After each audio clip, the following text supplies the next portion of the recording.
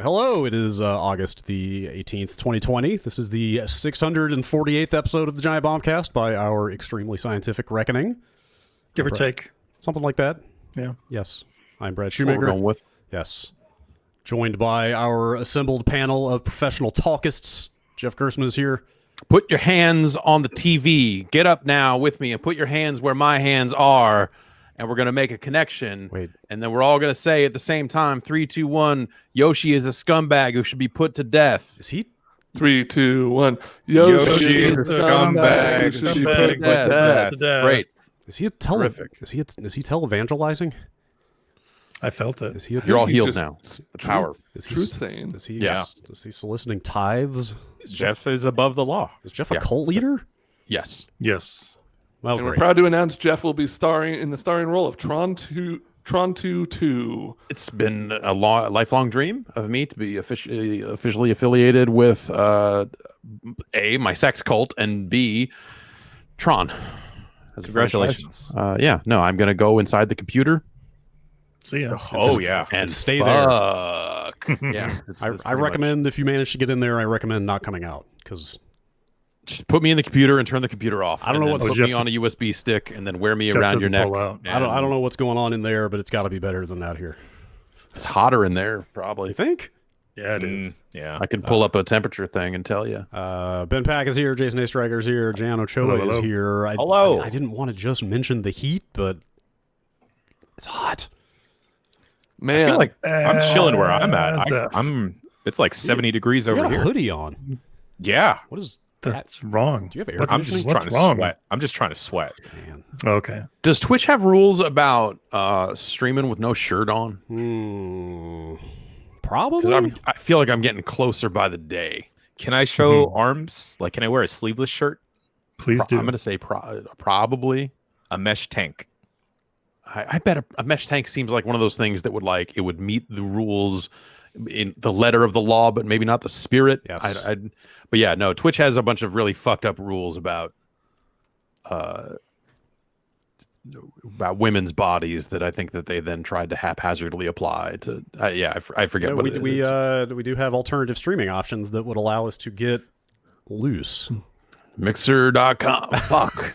Yep, they left the ingest server running. Forgot to turn it off. Yeah.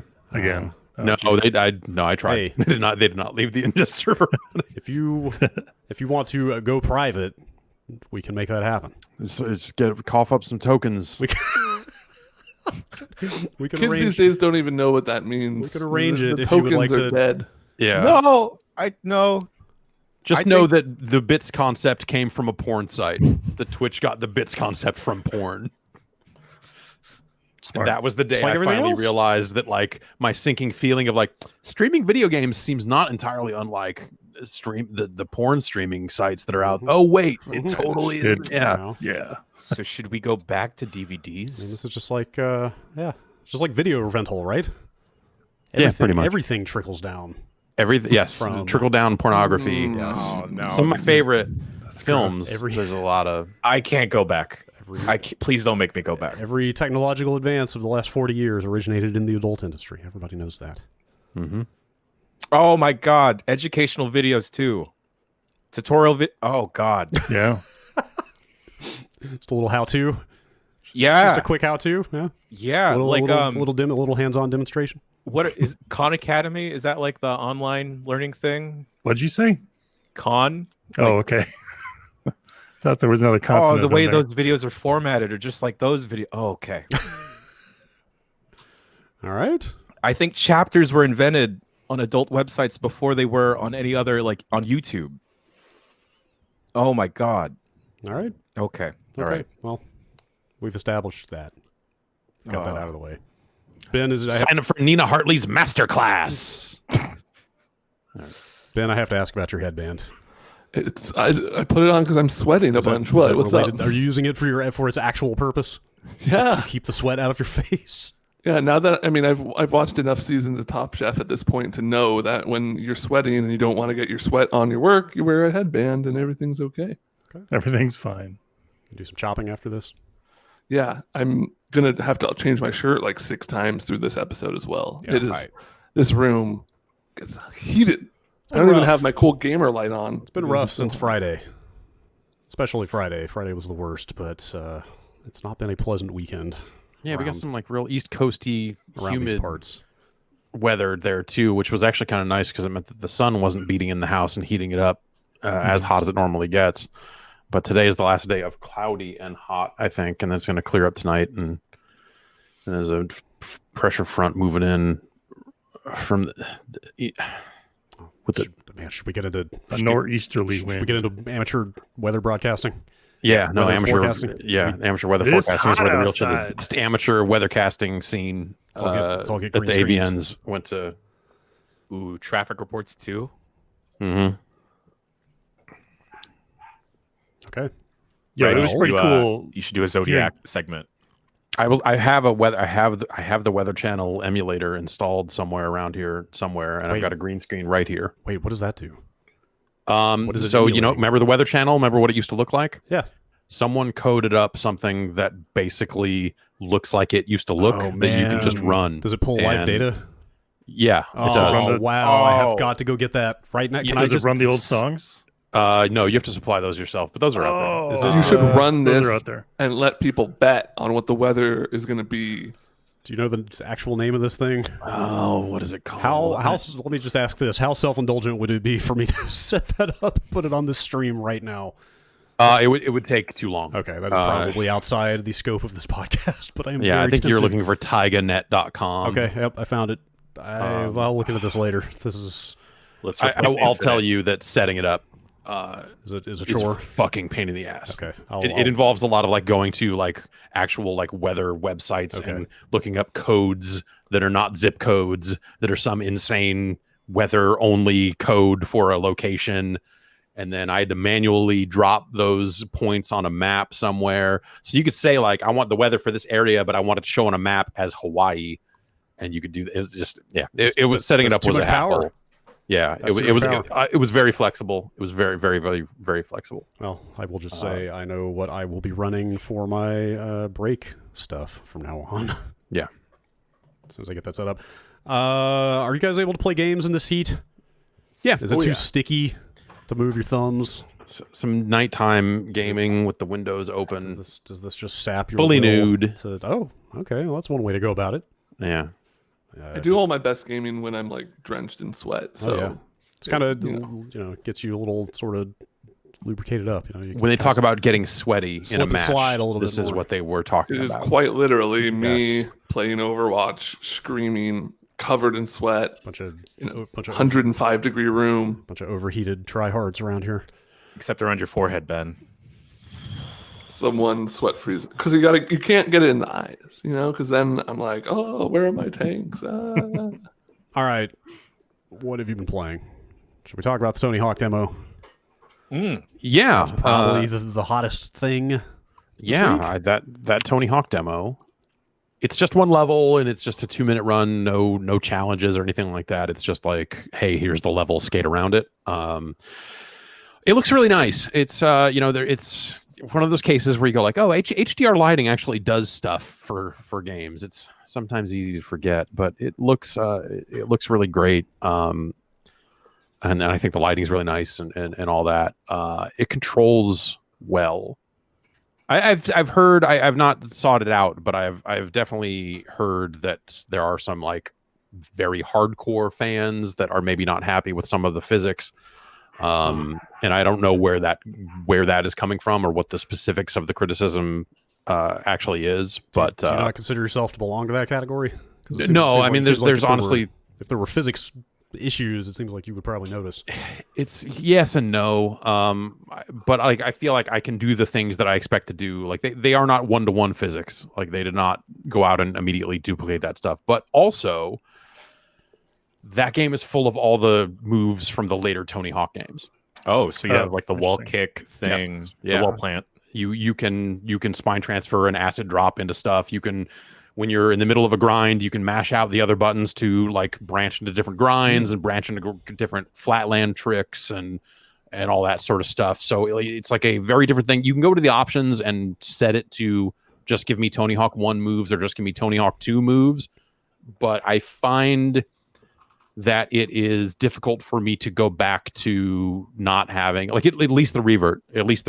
I think you kind of have to have that for just the combo system to feel complete. But the stuff past that, like the wall plant, or I don't know if they'll have a sticker slap in the game or not, or if it is just the wall kick. But that lets you just kind of kick off and land back in a grind and all this other stuff. Like it gives you so many more ridiculous options.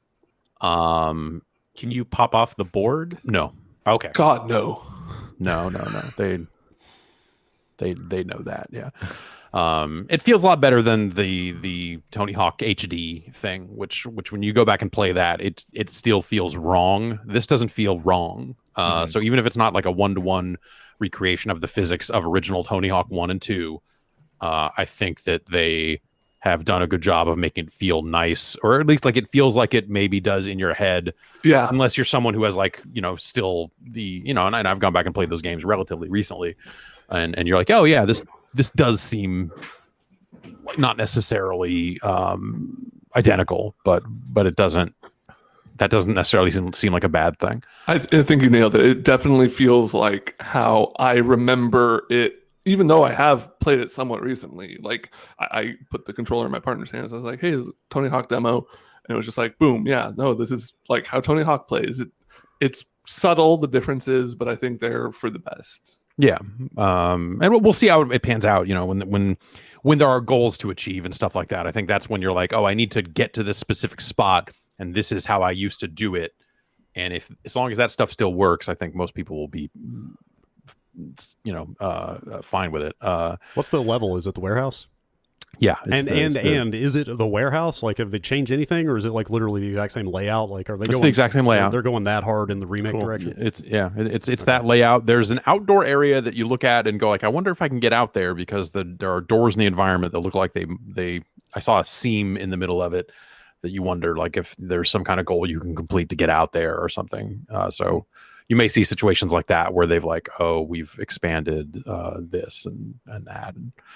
But I don't know. So yeah, it just pretty much seems like the first level of the game. They've redone the graphics. It's in Unreal Engine now, and the lighting, like the temperature of the lighting is a little different. Like it's got a different look to it. Yeah. What are they doing about music? They've announced a full-on soundtrack with like a lot of the demo has Guerrilla Radio and Superman and two other songs in it. So it is a mix of old and new. Okay, cool. And it seems to have the majority of the old that you would want. Cool. As far as skaters, could you only play as Tony for the demo? Yeah, it's only Tony Hawk in the demo. They've got the intro FMV in there, which is really good, because it's got all the people from. It seems to have the entire lineup of regular, non-secret, non-unlockable skaters in the FMV, and so they've added some new, younger skaters to it. It's not just like check out 50-year-old Bob Burnquist and all this other stuff, but also check out. So it's all new footage. Yeah, it is all new footage. So it's all new footage of Tony Hawk skating. Like one of the weirdest, coolest things they've done is they've added a lot more voice samples to the game while you're playing it. Oh. So you're skating as Tony Hawk, and then you're landing a trick, and you're hearing him go woo, or just like go like all the sounds are like noticeably Tony Hawk. It's not just the noise that every single skater had in the first game, and it's just a lot of grunts and like just little verbal things that I think make the game feel like more alive. Yeah, I don't know. I think I'm pretty into it. It works really well. It doesn't seem like a cash grab, which I feel like is always the worry when you see one of these. Yeah, like I can't believe we're sitting here talking positively about a new Tony Hawk product, especially one that is like meant to recreate an old Tony Hawk product, because that has not historically not gone very well. a lot of the way he was talking about that mobile game was very much like, we're gonna like get back to the roots that everybody loves. Man. Like, what was the? I wish I remembered my history better here. What was the one that Robomoto did? That was 5, right? It was 5. They did the HD remake and they did That's 5. what HD remake is what I was trying to think of. So like, this is not even the first time they have attempted this, right? Exactly. Yeah. HD was bad. HD felt bad. And so it's weird that they're coming back and saying like, we're rebooting and remaking 1 and 2 in one game. And you're like, y'all did that. Right. But keep in mind, like, this is an Activision that has actually made a lot of money on Crash remakes and like, you know, like Vicarious has done a lot of that work. Like this makes total sense when you put it in those terms. I hadn't even made that connection. Yeah. Like this is them going like, what other games can we reboot and remake that were popular now that we've done Crash? And they did Spyro also, right? As well.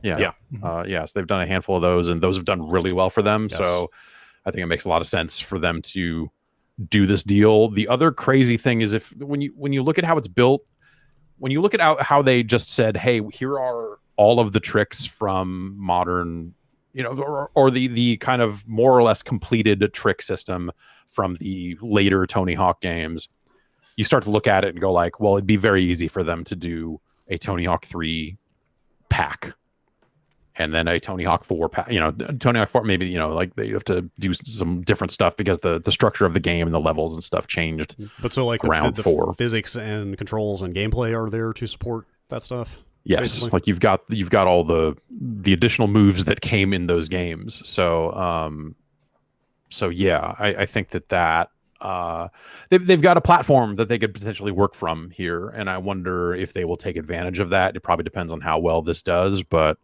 yeah, I could see them doing more. I could also see them filling this game full. I don't think they're doing it, but like playing it and looking at like the skater outfits and skateboards and like a little Call of Duty-esque player card up in the corner that has like a death graphic on the bottom. You start to look at it and go like, you know, you really could fill this full of microtransactions. I feel like I would be shocked if something like that isn't in there. Well, they don't do it in Crash and that sort of stuff. I mean, you know, even if not like microtransactions, it could be like a battle pass, right? And just like incentivize you to keep playing and coming back, and then maybe spend a little money on a costume. Those are single player games. This is something that incentivizes repeated plays and like trying to get high scores. Like it's the type of thing that they could absolutely attach those mechanics to. Sure. Yeah, they could. And also, like, you know, I assume this will have online multiplayer, which they, you know, I don't think they have. Yes, I just looked it up. It does have split screen and online multiplayer. Okay. So, you know, they've done their multiplayer stuff over the years before, and I would love to see some more of that. You know, because like Thug Pro exists, right? So you can go hack up a copy of I think it's Thug 2 for the PC. It is a mod download for that that adds in all these other Tony Hawk levels. You can add whatever soundtracks you like to it, your own MP3, you know, whatever you got, and all this other stuff, and it works online and all this other stuff. So it's kind of a similar situation where you're like, that's kind of another case of like, this is kind of the completed Tony Hawk move set, and they've got all those levels in there. And Thug Pro is fucking amazing, but you know, these Activision remakes have been pretty good, so I'm curious to see if they end up expanding on it down the line. But the demo seems good, and I'm looking forward to the full game. I guess. Yeah, I didn't realize that thing's out in like 3 weeks. Yeah, it's pretty soon here.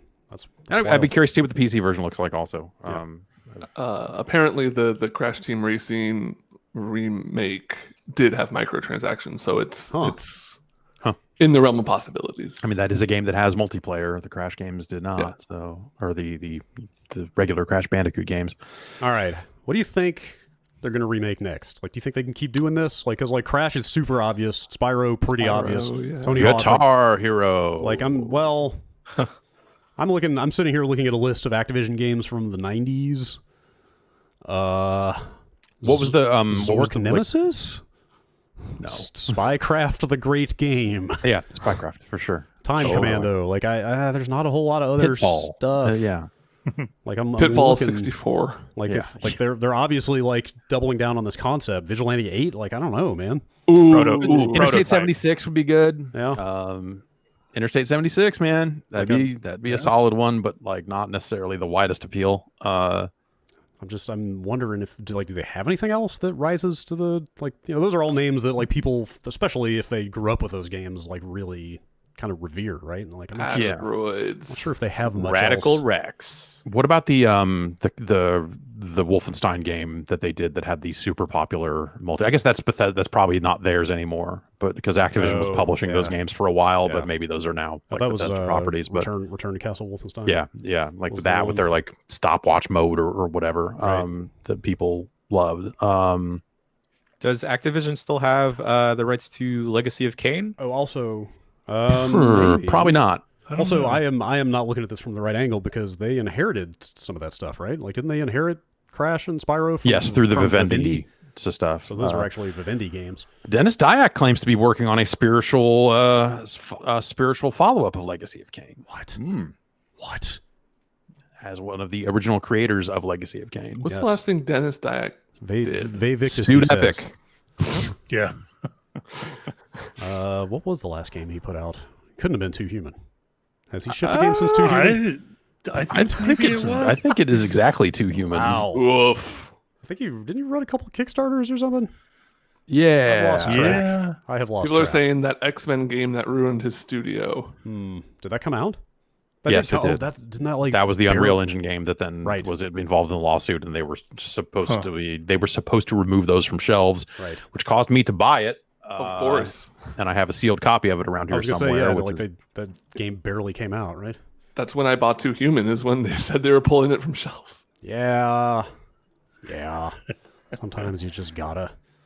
Yeah, like when you throw Vivendi into the mix, I'm trying to think. Half-Life. No, I don't know. 50 Cent Bulletproof. Yep. That's on this list. But you don't want Bulletproof. You want Blood on the Sand. I and want that's, Blood on that's the THQ, and I that. want Blood on the Sand. Yeah.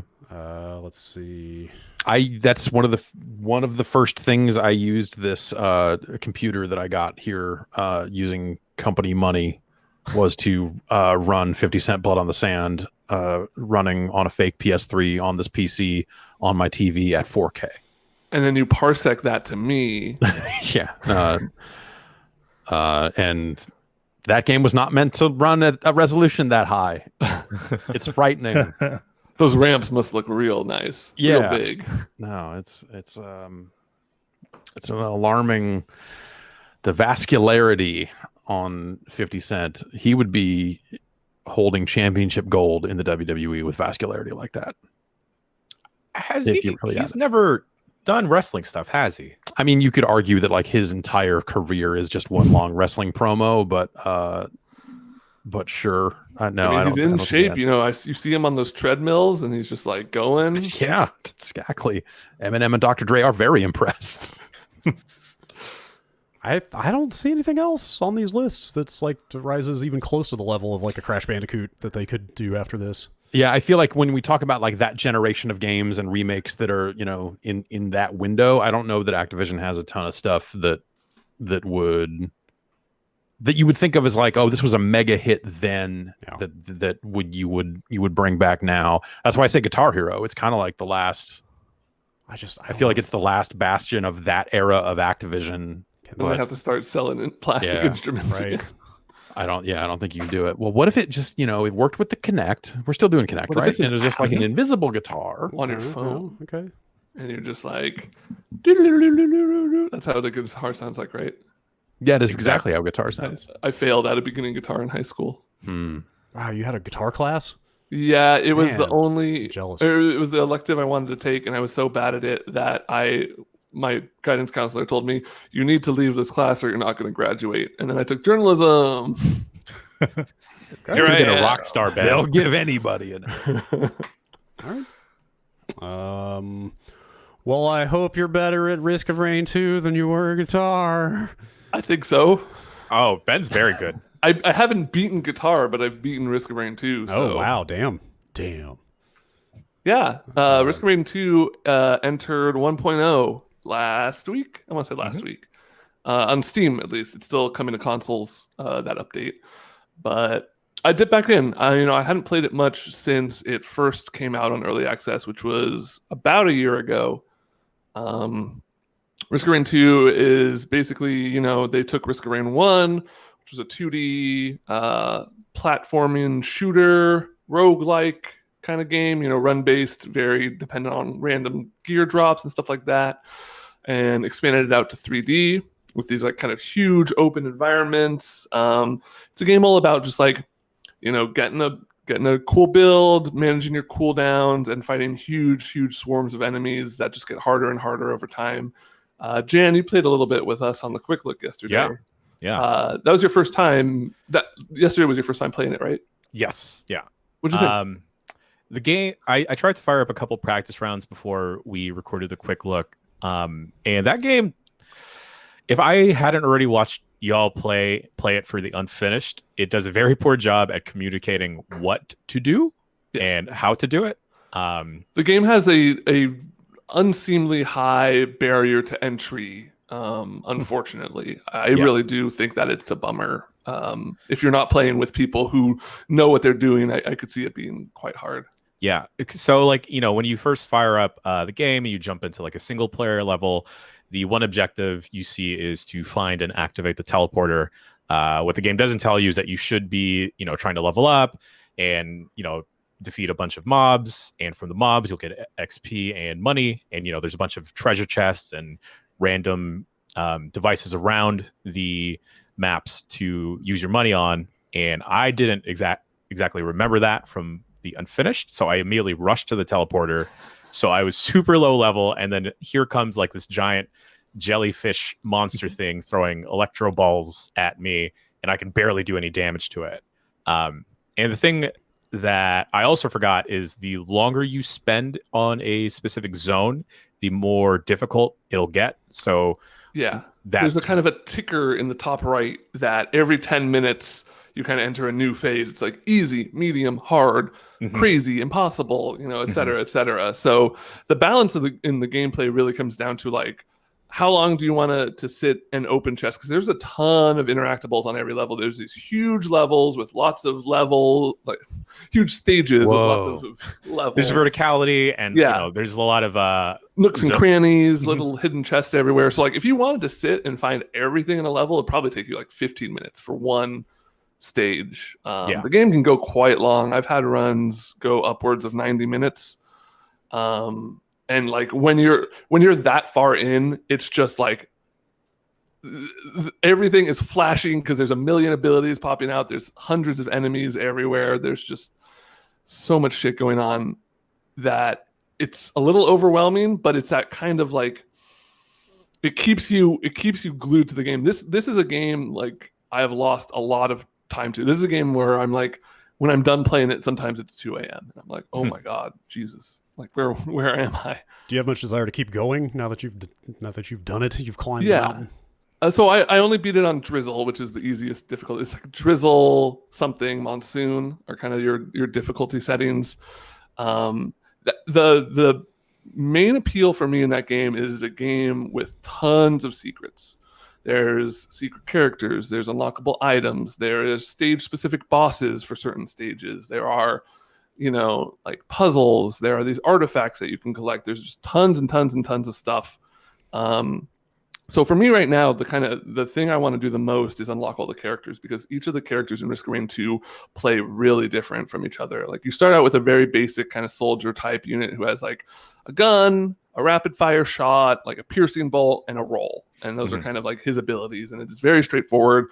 And then you unlock, usually the second character is like a huntress, and she has kind of a lock-on shot. She has a little blink. Pretty straightforward. But then like eventually you start getting weird characters like Multi, who's a guy with like two forms. He has a long-range form and a close-range form, and you're kind of swapping back between those. The character I am most fascinated with right now is the Loader, who has like a grappling hook and is all about like latching onto enemies and swinging up on top of bosses and then just punching the shit out of them. She doesn't have like any long-range abilities at all. It was pretty hilarious. Vinny and I fumbling as soon as we summoned the boss, and then you just see Ben like swinging at the very tippy top of the boss, just like kind of panicking and not really knowing what to do. But then we just, put our blind faith into him. Carried us through the victory. That sounds cool. I will say it's, for me personally, I did find it a lot more fun playing with other people rather than doing it single player. For sure. And if you're playing in a multiplayer instance, if you were to die, there's no respawning as far as I know, unless you move on to the next zone. And the only penalty from that is that you are no longer collecting money or XP or some of the items. It was kind of a bummer though when one of us would die and we defeat the boss. That player that has died that round can't collect any items that drop from the boss, which is a little bit of a bummer. And that doesn't really help scale if you do die early on in a round and your team's able to carry on to the next. You're kind of left behind in terms of progress. Yeah, and you can kind of supplement that by being like, okay, on this next stage, I'm going to open all these chests for you, Jan, and you pick up the items. Like, you know, you can kind of, at any time, you can hit tab to see what everyone's build is and see like how many items they have, because you really don't, it is really a game you can fall behind in. Like if you die in 2 stages in a row and aren't getting all of the boss pickups and stuff, you're just kind of screwed. On that front, I think the coolest thing that they've done since pre-release is they've kind of changed up this thing called artifacts. And artifacts are unlockable secrets. There's a stage, the 5th stage, you have a chance to find this kind of computer and you enter a code and then it'll take you to a challenge. And if you do that challenge, you get an artifact. And you can kind of choose which artifact you want. But the first artifact that pretty much everyone goes for is something called the artifact of choice. And it basically changes the game so that you can, instead of a random item dropping, you see like just kind of a white or a green orb drop. And you walk up and you interact on that orb and it's all the items. And you can basically choose your build. And it's super duper helpful because like it is a game where, so like if you're really trying hard, if you're like, you know, I've got a few friends that I play with sometimes and we're like trying to beat it on hard. That's our goal right now. And up until we got that artifact going, it was very much a thing of like an item would drop and we'd be like, okay, who needs this? Who wants attack speed? Who has a build that's geared for attack speed? Or who has a build that's geared for tankiness? And he'd ping the item and somebody would come from across the map and pick it up. But this way, since you can choose the items, you can practice builds, you can like warm up and learn the characters. It makes it really fun. It makes it like way less, you know, with any sort of roguelike game, even if the items are well balanced and well designed, which I think they are in this one, you can just have bad runs. And it feels miserable, especially in this game, if you're like 45 minutes in and you haven't found, like this happened during the quick look, you haven't found a single health upgrade. Yeah. Like nothing for healing at all. And you're just dying in a couple shots. And so it's like, I'm not even having fun. But this supplements that. So you can be like, okay, I'm going to make sure I get 2 health items right away and then start building damage or whatever your build is going to be. Also, if you are in a multiplayer instance with some friends, the accruing money is shared, but you get your own individual pot of it. So you don't have to worry about spending like the group's money if you're just dumping it into buying opening chests or like buying turrets or anything. How do you end a run? You mentioned like Ben made it sound like you can die more than once. Like what is like a failure state? So if everyone dies on a map, that's the end. But yeah, so I'm glad you brought that up because one of the things they added in 1.0 is a boss, a final boss rather. The game up until this point just kind of looped forever, but they added a last boss. Basically, the way it works is every 5 stages you have a chance to fight the last boss, or you can do another loop, which is 5 levels. Oh, you get to pick? Yeah. Oh, so it's just like, I don't feel like I'm powered up enough yet. I'm going to try to make it through another 5 and get more stuff and then do it. Interesting. Exactly. So, and I think the boss is a real motherfucker. Yeah, I don't want to spoil what he does, but numerous people in the chat seem to think that last boss is bullshit. It has multiple forms, and the last form does something incredibly fucked up that I want people to be able to experience for the first time themselves. I managed to beat it because I just had like a really, really strong build going on a run, and I honestly just bursted him right away. It was just like, boom, he was gone, which I wasn't expecting. But yeah, it's so, you know, it's hit 1.0. It's out on Steam right now. It's $20 on Steam. It's $30 on consoles. I didn't know it was on console. Yeah, it's a little behind on the updates, so that's still not 1.0 yet. You still don't have like the new artifacts, the new characters, the new boss, and all that stuff on the console version. But I think it's, you know, it's I think Jan nailed it. Like, it is very much a game that you want to play with other people. I've tried playing it solo just to like get some of the achievements so I can lock some items, and it's fine. Like, I'll put on a podcast or whatever while I'm playing it, but really at least like a group of 3 to 4 is really where that game shines. Is everything you just described, is that what the first game is except 2D? Like, is it pretty much the kind of exact same set of concepts?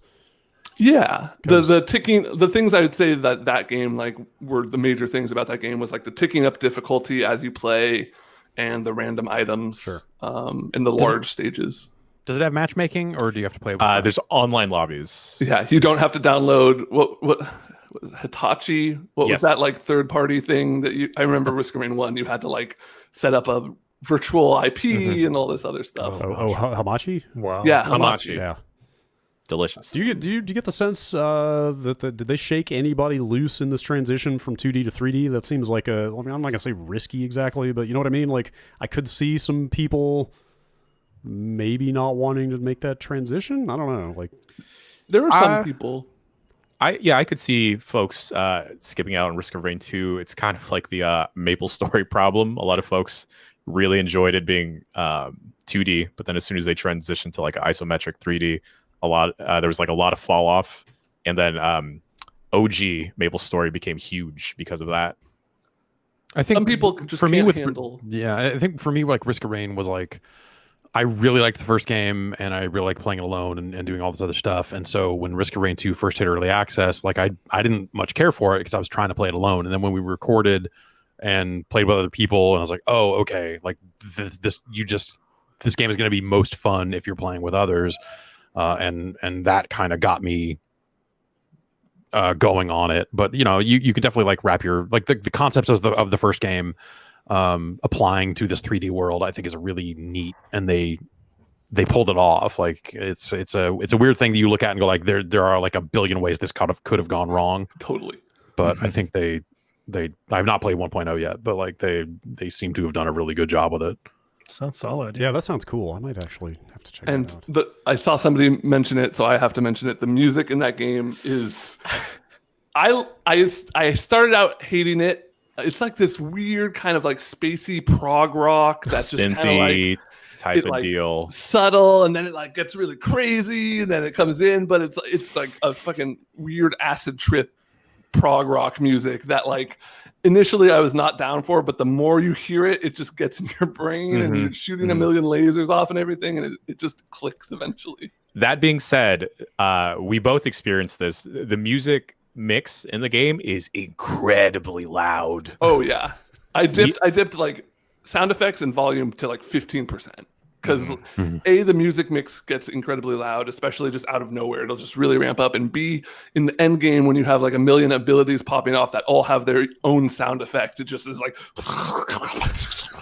going at all times. The range of reactions between you guys and the chat about the music alone is making me want to check this game out. I think you'd be really into it, Brad. I need to hear that for myself, because everyone in one way or another is going kind of wild about it. So. They're definitely like yeah. I mean, I think there are aspects of that game that you could liken to just like a prog rock album cover. Yes, okay. Right. Right. I mean, so I think there's like conceptually that all makes sense. Huh. Yeah, man. I have not played that game in a while, and I need to play some more of that game. That was a cool fucking game. Yeah, I may also have to check this out.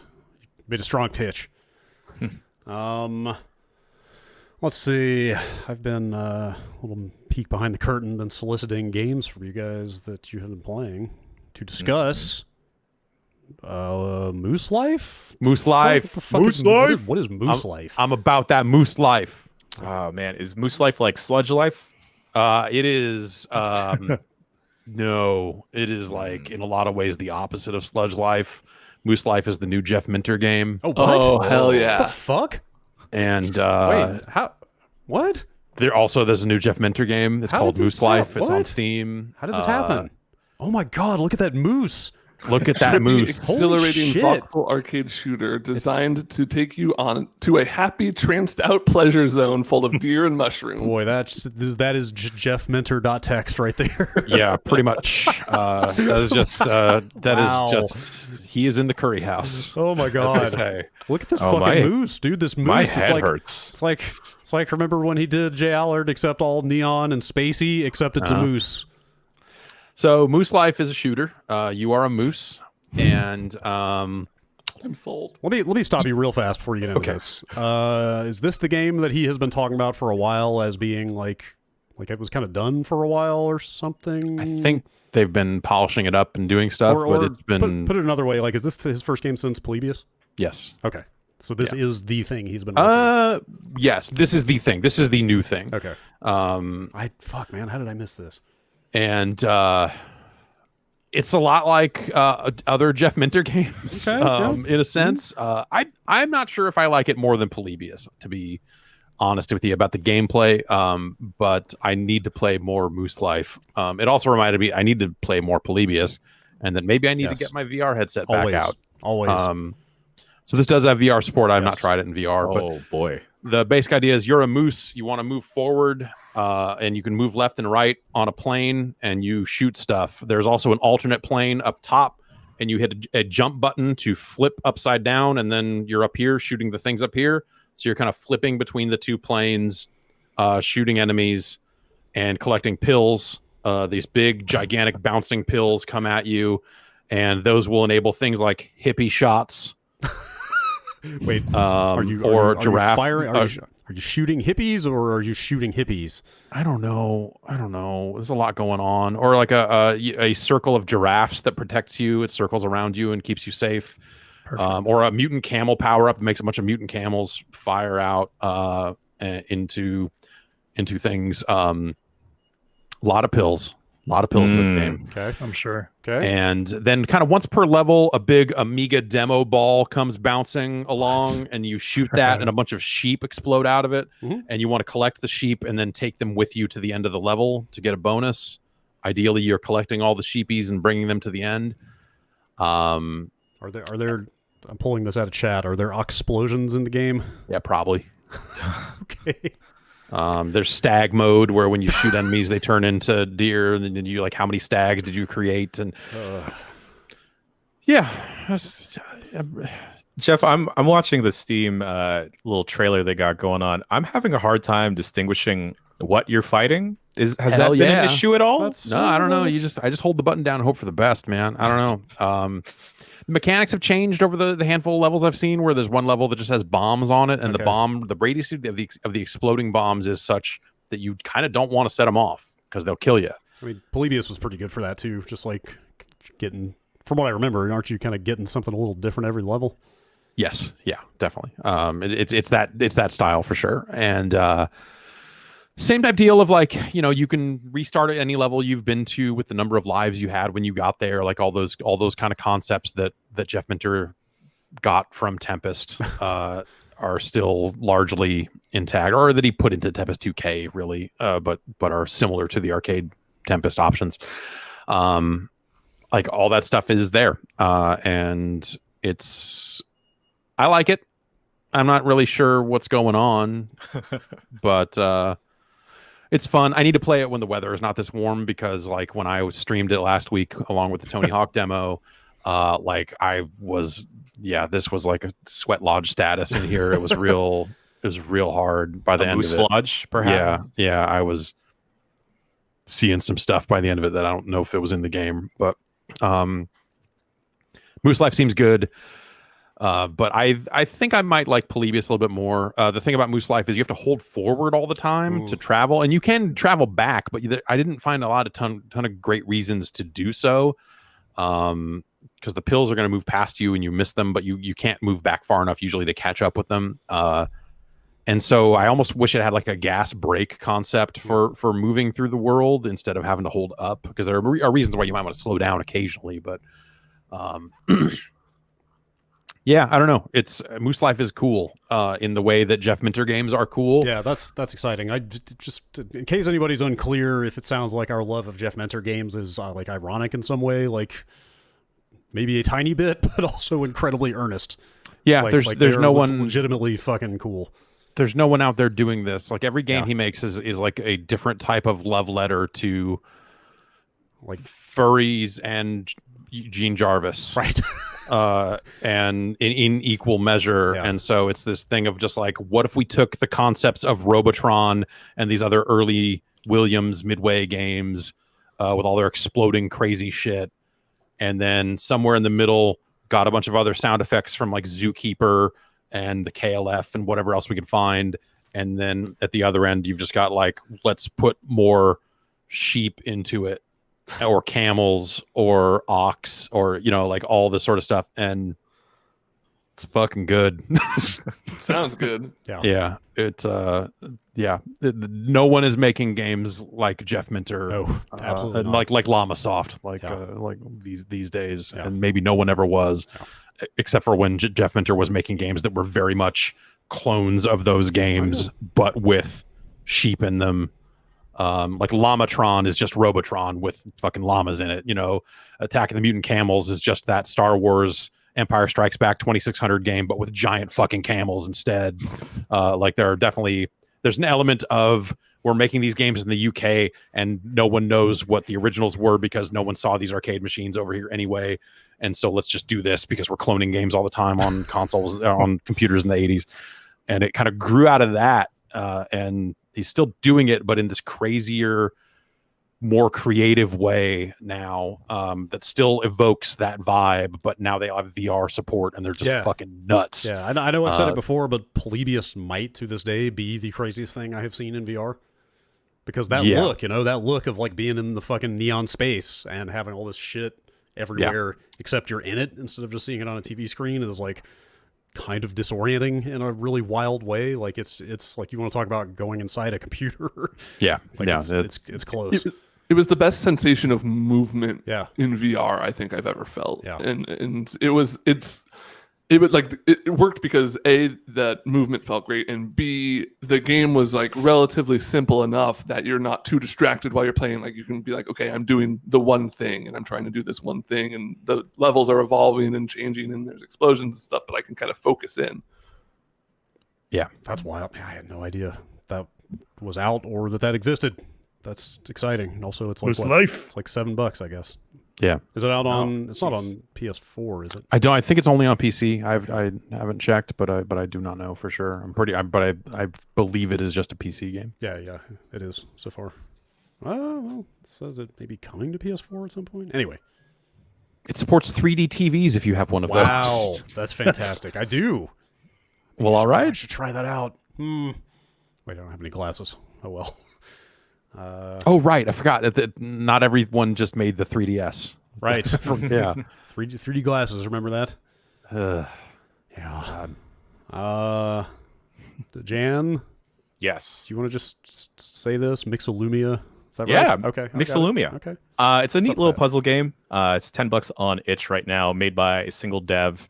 And it's neat because they were documenting their process the whole time while making it. So it's a puzzle game, kind of like how Puyo Puyo is, where you match 3 or you make like a little block, but instead of a rectangular board, it's in a elongated hexagon, I guess. It's kind of like the shape of a rupee from Zelda.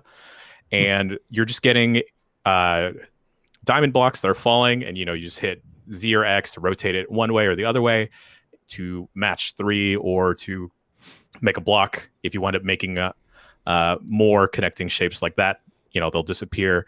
And if you wind up falling on like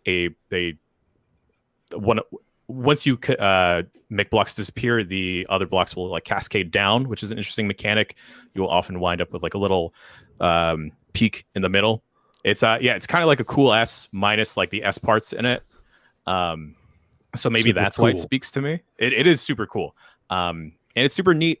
I think the most interesting part of this game is that the developer encourages you and shows you how to add your own sound effects and music to the game. That being said, the existing music is really great. It's really chill. It kind of gives me a Tetris effect vibe. But I've seen some people add their own sound effects and ask like, what's the limit on them? And I've seen a user, so you can adjust like the falling sound effects and like the clearing of blocks sound effect. And someone has made a disturbed sound pack, Great. I guess. Okay. So when you make the blocks like go down into the tile set, it goes oh, and then when you clear it, it's wah. So that's pretty neat. Okay. It's a really simple puzzle game. There's several modes, like a target of clearing 450 blocks, an endless mode, and infinite mode, and just like a super chill, no fail state type of deal. There's a lot of different color palettes as well. That some are neat, some are actually functional for folks that are colorblind. Some are just other different color palettes to support trans rights, non-binary folks. It's really fucking neat. It's a very small puzzle game.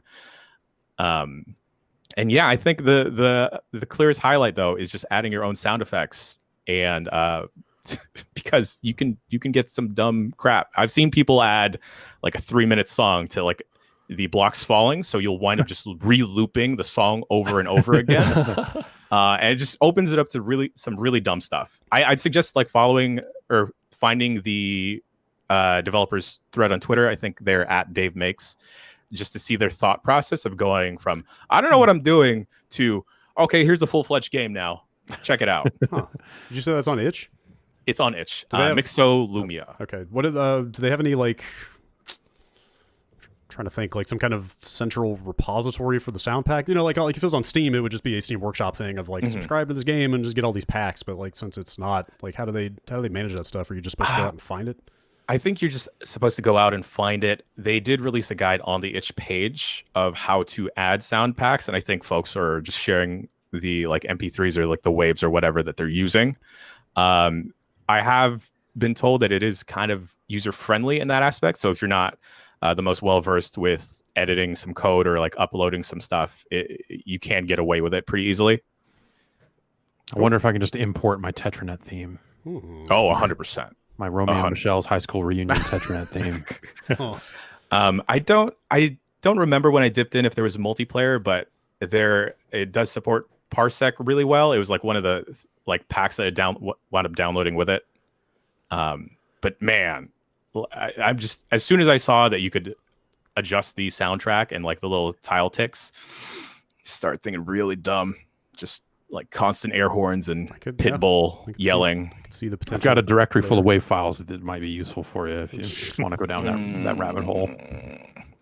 But I'd be excited if it ever makes its way to like the Switch or maybe iOS mobile platforms, because it's a real fun game to just lose like 20-30 minutes in. It's a good bathroom game. Sounds cool. It would be a good bathroom game. That sounds cool. Especially with the sound effects. Oh no. Also, maybe we should play some Tetranet. Oh yes. Yeah. Does that still work? Yeah, it should. I thought it was just peer to peer. Yeah, So okay. there was Tetranet 2 at some point What? also. Yeah. That sounds. They tried to update it. I don't remember if it was any good or not, but Tetranet's pretty good. Blockquake, fool.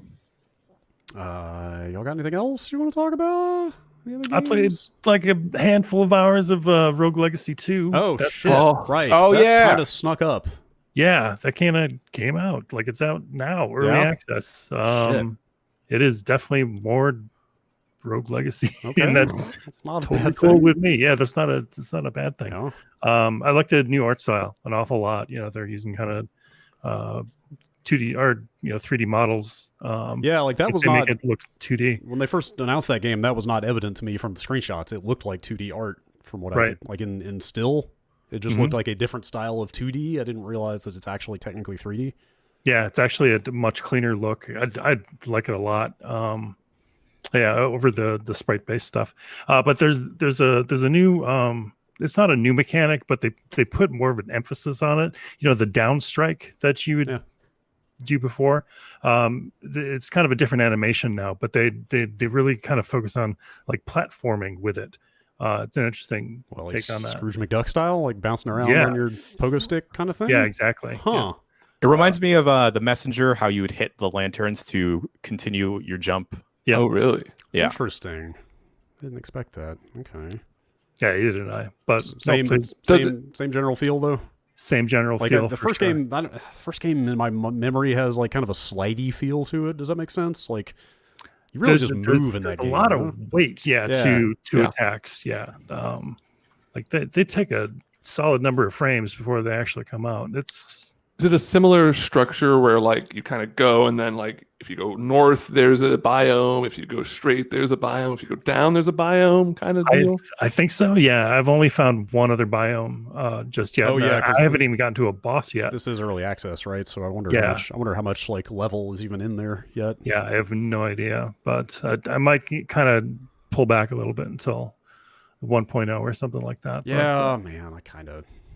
If it were up to me, I would have rather waited until this thing was done. But right, it's cool though. But that's cool.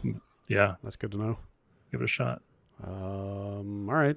So all y'all got? I fired up Tetris. I fired up Tetris 99 this morning. They're giving you a chance to go back and get some of those themes that you might have missed during some of the weekend tournaments. What are some highlights, They're Brad? doing let's see, the Animal Crossing one just ended Monday, I think.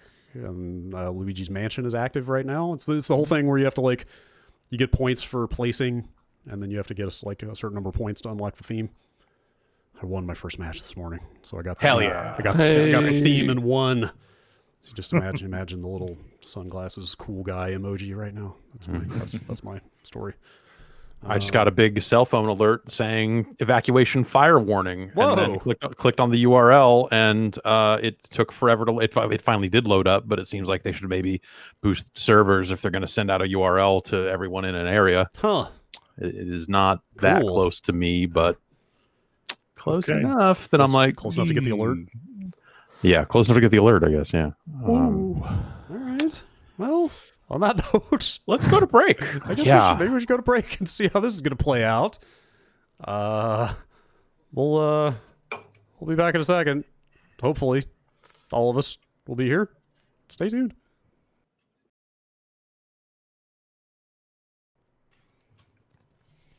Jeff, what's the status? Do you have to flee? No, it's far enough away that it's not necessarily something that is going to need to be dealt with right now, but it's something I now have to keep an eye on and see which direction this fire goes and how big the fire is and all that sort of stuff. So, Jesus, cinders are not yet raining from the sky. Not yet. Yeah. Okay. I mean, it feels like it, but Is this the fire that started on Friday or whenever it was? Over I don't the know weekend, or anything is about it. This is the first I've heard of. The first I've heard of any fire stuff Oh, boy. was, hey, it's real. There's a lot of lightning out here now in this lightning storm. Sure would be a shame if something caught on fire. Yeah. And then getting this phone emergency alert thing just now. So Apparently there were fire tornadoes associated with the fire from Friday. sure, Yeah. boy. I've seen. Those are a thing. Yeah. Also, that lightning woke me up on Saturday night. I don't know about you guys. It Dude. was bizarre. yeah. It was That was crazy. I woke up at 3:30 and the sky kept flashing, and I thought somebody was having a rave out there or something because there was no Yeah. thunder. And I thought Satan was visiting me. I've never seen lightning like that without any thunder to go along with it. And I was like, what the fuck is happening out there? Oh, we had huge thunder here. Really? Just Weird. Really shaking the windows, loud thunder. In the city, it was just great. flashing and flashing and flashing with no sound. It was bizarre. Oh, you didn't get any thunder, Brad? No. What a bummer. I guess we were too far. The thunder was down under. Yes, indeed. All right. Well, hey, fun times yeah. here The end of times. and everywhere. Yeah, it's good stuff.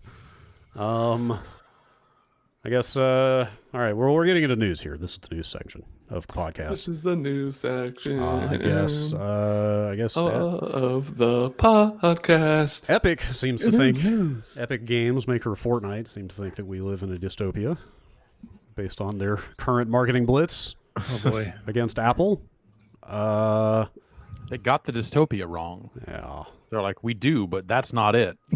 Yes, yes, the 30% cut Apple is taking of your V-Bucks sales, maybe not the most pressing issue at the moment. God, let me make sure correct me if I'm wrong. I hope I've got this sequence of events in order here.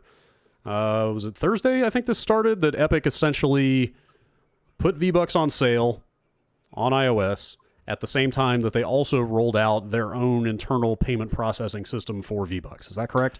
Yeah, they basically created a system in iOS where it would show you the full priced regular price for V-Bucks and then have a lower price below it that says like through the Epic account system you can pay this much. Were they literally side by side in the game? Yes. Holy shit. And it was like, quite literally just giving the consumer the option of like you can pay this much or this much. Yep. Wow. Huh. Yeah, so that happened, and then it was funny, like, going back and looking at these news stories as a wrap-up for this podcast and, like, comparing the timestamps on the articles from that day.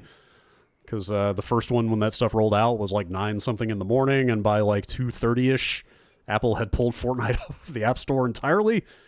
And then something like an hour to 90 minutes after that, Epic had filed its antitrust lawsuit against Apple. Yeah, it was pretty much a boom, boom, boom, like... this is exactly what Epic knew was going to happen, and they were ready for it. They had a marketing campaign and an in-game event all prepped to go as soon as Apple did what Apple would do by pulling the game off of the App Store. If you already have it in your account or already had it on your phone, you could still play it and launch it and all the other stuff. But yeah, they did it. Google would eventually follow not long afterwards by pulling it out. And yeah, and so this is Epic trying to jump on a lot of the antitrust stuff that is swirling around Apple right now. Yeah, in the EU primarily. In the EU, and there were some here, but the kind of increased scrutiny that then Apple just kind of said nah, man, not us. Here, but the EU stuff I think is still in the making. I'm not sure. And so basically, they forced this event and then capitalized on said event. They're we're going to do this, and then Apple's going to do this, and then we're going to file this lawsuit and run this sick parody of Apple's 1984 ad for all the extremely old people that are playing Fortnite. Right. Yeah. And remember this old ass Super Bowl ad. It was a Super Bowl ad. Anyway, yes, what, yes, yeah, it was a Super Bowl ad. So granted, one of the most famous commercials in history, but call me petty, but this is that trailer that they rolled out was kind of the point where they started losing me a little bit.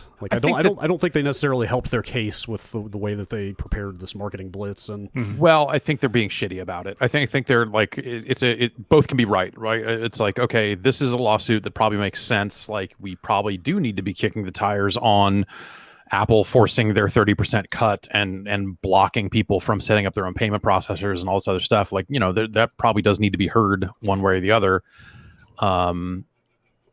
But also Epic didn't necessarily need to try to publicly paint this as Apple took your game away. Apple did this. It's no, you did this. You knew the rules. You had a lawsuit ready to go because you knew what Apple would do to then try to say hashtag free Fortnite. And it's no, fuck you. You had a lawsuit ready to go and a fucking web movie. Yeah, exactly. Yeah. And some hot machinima, which is hilarious. Don't get me wrong. The idea that we're producing machinima to fucking announce a lawsuit, but all the language that Apple has used in response has been around stuff like breach of contract. They're pretty clear. Hey, you like them or not, you agreed to our terms and then you broke them. Yeah, exactly. And the terms are not great. And I think there are a lot of smaller developers who would certainly benefit from Epic taking this action if it goes that way. And I think that there's a real fight there. There's a real conversation to be had about these practices. Yeah, and to be across fair, the board, Epic Google, is one of the few companies big enough to actually force this issue, right? Obviously, the little guy making games on the App Store has next to no leverage in this situation, right? Exactly. It would take somebody like an Epic to start this fight. And this is Tim Sweeney's fight from way back. This was, this is the same Tim Sweeney that was wait, Windows is bundling in an app store. The world is over. You need to stop this right now. He was out there writing open letters years ago when Microsoft was ready to start selling apps. And so that's been his drum to beat for years. And I think it makes a lot of sense, but I think the way they've handled this just seems kind of a little dumb, a little gross. And so it becomes a lot easier with the way that they have handled this. It becomes a lot easier to look at this as just billionaire slap fight, fucking whatever. Yeah. But for smaller devs and all this other stuff that are getting I mean, hey, like we have had to have very specific features not in apps on some app stores because of the way that we sell premium memberships and all this other stuff. And if we were to advertise that fact a little more clearly in some of the apps, it would be a better app experience. But then there would be a cut of that money that would be too much for us to give up. So like we are in the middle of that to some extent. I mean, Epic has shown itself as being a very ambitious company. Like it went for Steam in a huge way, and like I don't think they beat Steam or whatever, but they've made out fairly well for themselves. Yeah, like, totally. And they didn't go after foothold in Steam that per space. se. They just said we're going to offer an alternative, and so I think that's where they're coming out as like, well, we offered an alternative. We created our own payment processor, and we decided we could do it better. And Apple said no. It's like, well, yeah, you knew that. Like, Yes. don't. But there, this is all well timed around the kind of increased scrutiny of Apple and Google. I think to a certain extent, the Google Play Store did the same thing, and we just saw this with Microsoft and the way they handled xCloud on various Android devices, where the version that's going up in the Google Play Store is very buttoned up. It's like, hey, if you're a member, you can play these games, and then the version where they cut a deal with Samsung, so the version that's up in the Samsung App Store, because Android. That will have the ability to purchase in-game items, or if there's other DLC for these games that you're playing, you'll be able to purchase it directly from your phone.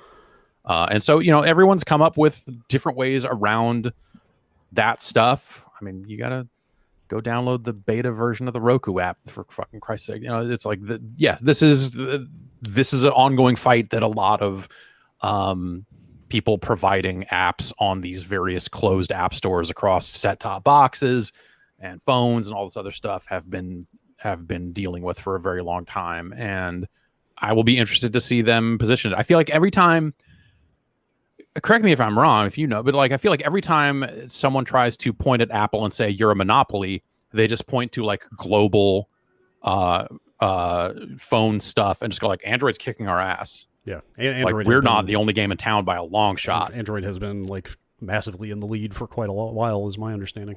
Yeah, and I don't think it's Apple's game necessarily to be like the number one phone in the world, or the number one phone OS in the world, per se. Their phones are expensive as hell and all this other stuff, but that's generally been the thing they've pointed to that I think has gotten them out of a lot of.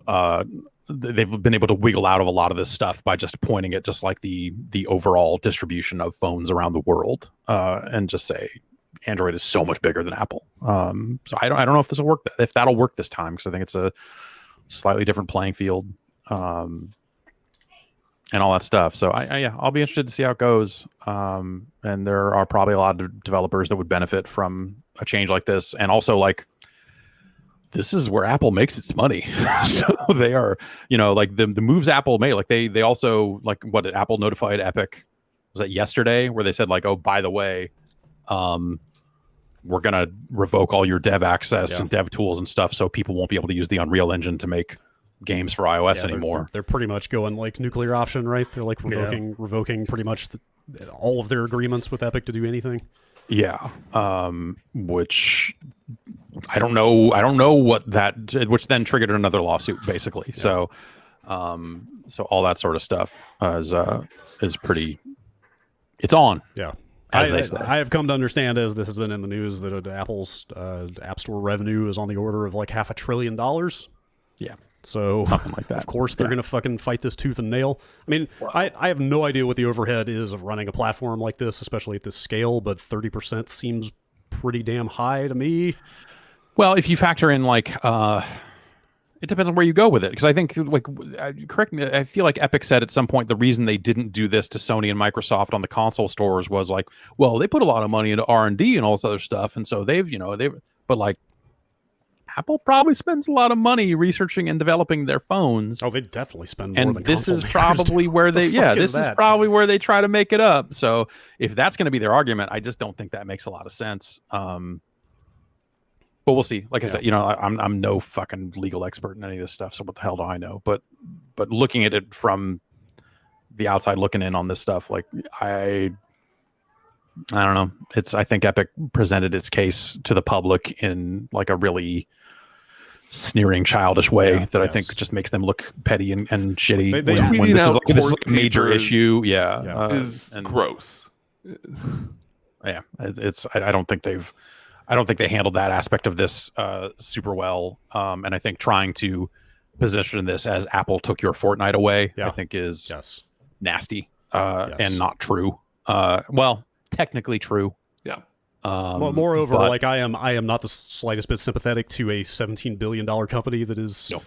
trying to portray itself as the little guy right now, and B, especially like leveraging fucking like totalitarian imagery to try to justify a bigger cut of billions of dollars in sales at a time like this. Like, fuck off. Yeah, and you There know, was I a think way to present your case in a way that really would have like won the hearts and minds of the public, I think, a little better. yeah. And now you hear that they're like, they're looking to kind of build some form of coalition of other people that are in other companies that are in the same boat. And Spotify came out and expressed support, which like, yeah, Spotify, I bet they don't want to pay that money either. I think the thing I said on Friday was like, yeah, Spotify's too busy not paying artists to do this. So, yeah, it's sucks. But They have an there are a lot argument. of people in positions. There are a lot of smaller companies in positions to want this change, but would never have the resources to fight this fight. And so, on that level, it's good that someone's poking it to see how it goes. And they have an argument. It just doesn't. I don't think they're making it especially well so far. Yeah, but they don't have to. You know, like they'll get their day in court, and that's when the argument starts. Like none of this matters. It just makes them look petty, I think. Yeah. Indeed. So yeah, see how that develops. Did you guys hear they delayed Halo? What? Yeah. They delayed Halo. Again? Yeah, again, it's 2022 now. Shit. Good Lord.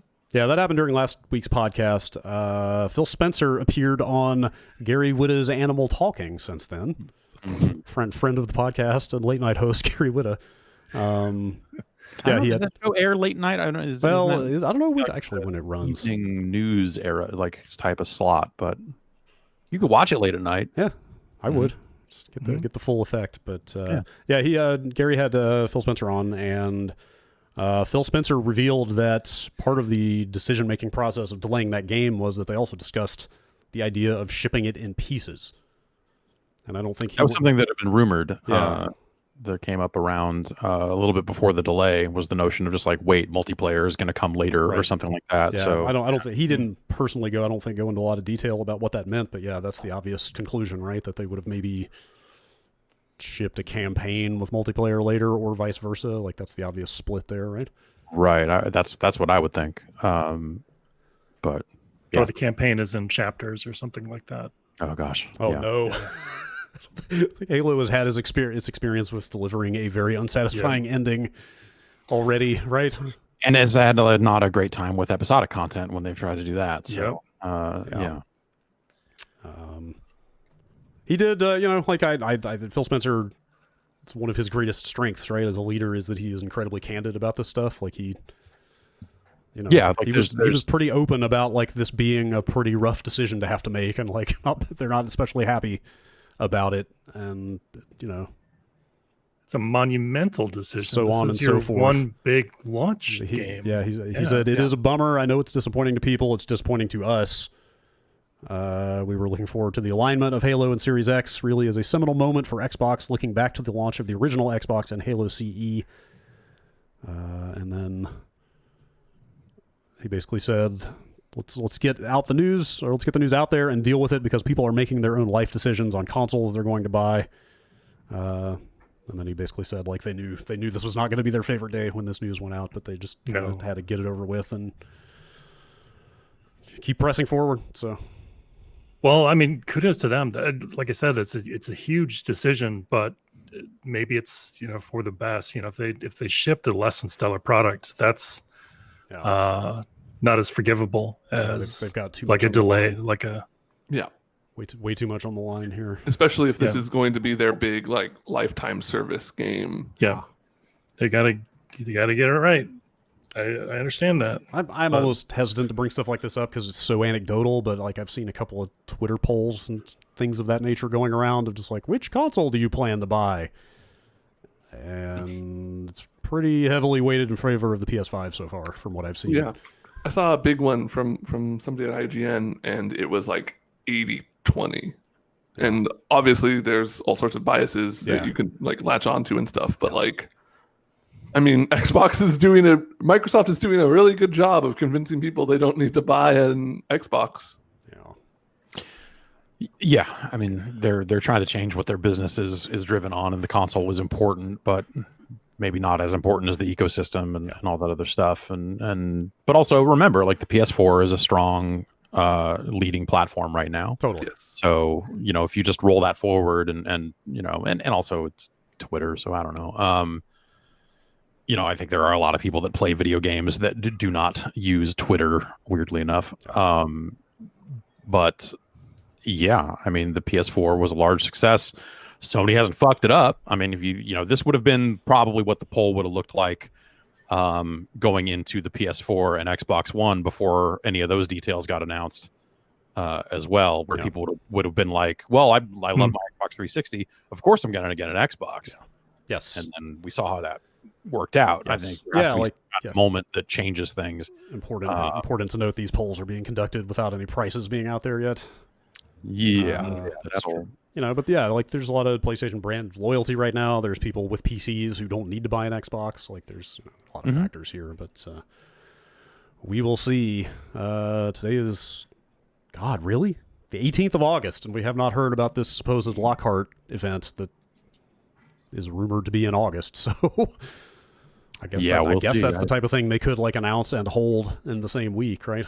Well, I think, you know, yes, but also they had to get this Halo news out there, and that I bet that probably also shifts a lot of schedule on stuff, because they're like, okay, well, if we're not going to show more Halo, then what are we going to show alongside this Lockhart announcement? And then, hey, maybe we need to push this thing back. Waldix. Yeah, yeah, actually, I think it would be. I would kind of almost be shocked if this thing ends up happening in August at this point. Yeah, according to chat, Jeff Grubb from VentureBeat has reported that the Lockhart that stuff. guy. Yeah, he's saying that event was pushed to September. Yeah, so keep that in mind. But God, like we're really getting down to it on announcing price. Like they cannot hold this that much longer, right? Yeah. I think one of I the guess other they can, but like that Phil Spencer interview was that he has a final retail device. Sorry, I forgot about that. Yes, he took a final retail Xbox Series X home a week or two ago. So that is getting there. But like, well, he's got thousands of games to play on it. So 4 generations of Xbox games. Yeah. I mean, you know, I guess they could wait till closer to the time, but like you need a pre-order window, right? Yeah. Like you need give yourself. Did you see the Monster Energy stuff? No. So there's a Halo or an Xbox campaign in conjunction with the Energy Drink. That's right. Oh, it's yes, still going forward, isn't I it? had seen some photos of merch getting into, or, you know, like signage getting into stores. Yeah, so they sent out a press release about it, and so the details of the rules of the contest are out there, and I guess someone backworked the estimated total value of the prizes divided by the number of Xboxes they intend to give away, and came to $599. Huh. Okay. All right. Okay. Math. I guess that math checks out. I mean, that's an estimate, so you know they would have estimated on the high side because you don't want to go low. But so that could always change. I would totally believe it.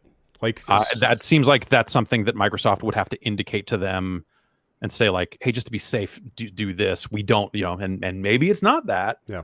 But maybe it is that. So, I would totally buy the Series X at $599. That is not hard for me to believe at all. Especially like if they're going to have a mid-tier priced thing at, let's say, $399. Yeah, I think that makes sense. I think that the market could handle a $599 console in a world where you've got a cheaper version as well. Right. But we'll see. Yeah, we will see. I don't think they. I also think that they don't want to lose out to Sony on price stuff. And would look to undercut them if at all possible. Yeah. So, because of how things went last time. Yes. So they will at least match, if not be cheaper than a PlayStation 5, I would think. But do they lose anything if the cheaper model winds up outselling the $599 supposed $599 one? Not really, because you don't make your money on hardware. You just need to get your Trojan horse in the door. You need to get the delivery mechanism in place, and then sell the software and accessories. That's where the actual revenue comes from. And even that's just Game Pass. Yeah, I was going to say, if it's diskless and has less memory, then that's an even better sell for Game Pass, right? I don't believe it's diskless, but I don't know. Well, presumably it's going to have less storage than. I mean, what's going to make it cheaper then? Like the hardware, like the graphics. It's like a 1080p focused, like less powerful, console, as opposed to a 4K. So. Like something that's probably a bit more akin to what the Xbox One X is now, spec-wise, plus whatever bumps they can get away with, without increasing price on that sort of stuff. And don't forget they have not discontinued these. God, I'm already fucking mixing up these names. The Xbox One S has not been discontinued. They're still making it. Presumably, they're still going to sell it for a while. So they may be going forward with like a 3-tiered product offering, right? Like a super cheap Series S, a mid-tier Lockhart, and a high-end Series X, maybe. That's possible, but I don't. If it depends on game compatibility and that sort of stuff. If if you get to a point where you're like, oh, I bought this game and I can't play it on my Xbox One S because it only runs on this other stuff, that's not a 3-tiered approach anymore. Well, I think the play there is of product. The play there is this is just a platform for you to use xCloud on.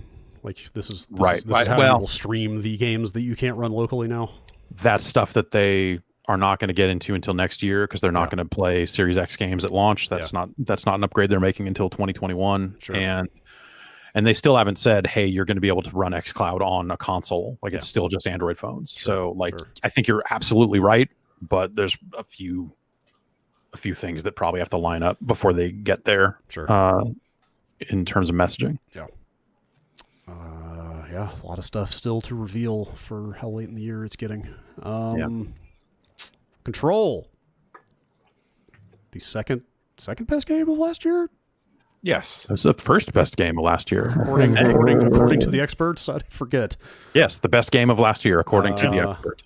So they have announced a kind of Game of the Year edition of Control. Ultimate Edition is with the actual name. Control Ultimate Edition is the actual name of the product. It's the game and the 2 DLC packs. They've also been showing off that second Alan Wake focused thing. I think they showed streamed 15 minutes of it or something like that. Anyway, the Ultimate Edition is going to be $40. It's going to be everything that came out for Control.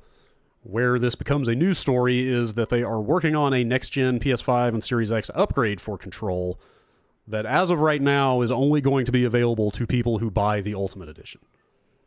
Right.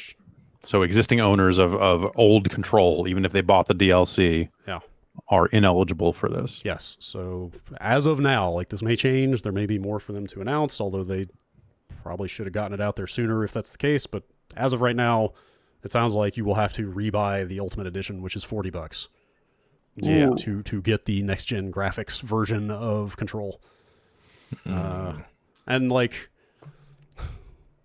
this seems like there has to be another shoe to drop here, right? There has to be some kind of upgrade path for existing owners, but this GameSpot story seems pretty clear.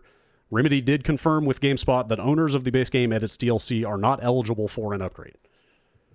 That sounds pretty clear to me. Yeah. So and maybe they won't sell one to them. This sucks, but also this is one of those things that in my gut I know this sucks, and when I start to pull it apart I go well, what is a realistic expectation, because that game is from last year, right? And where is the line where you're okay, this game is too old for us to give out free upgrades to it?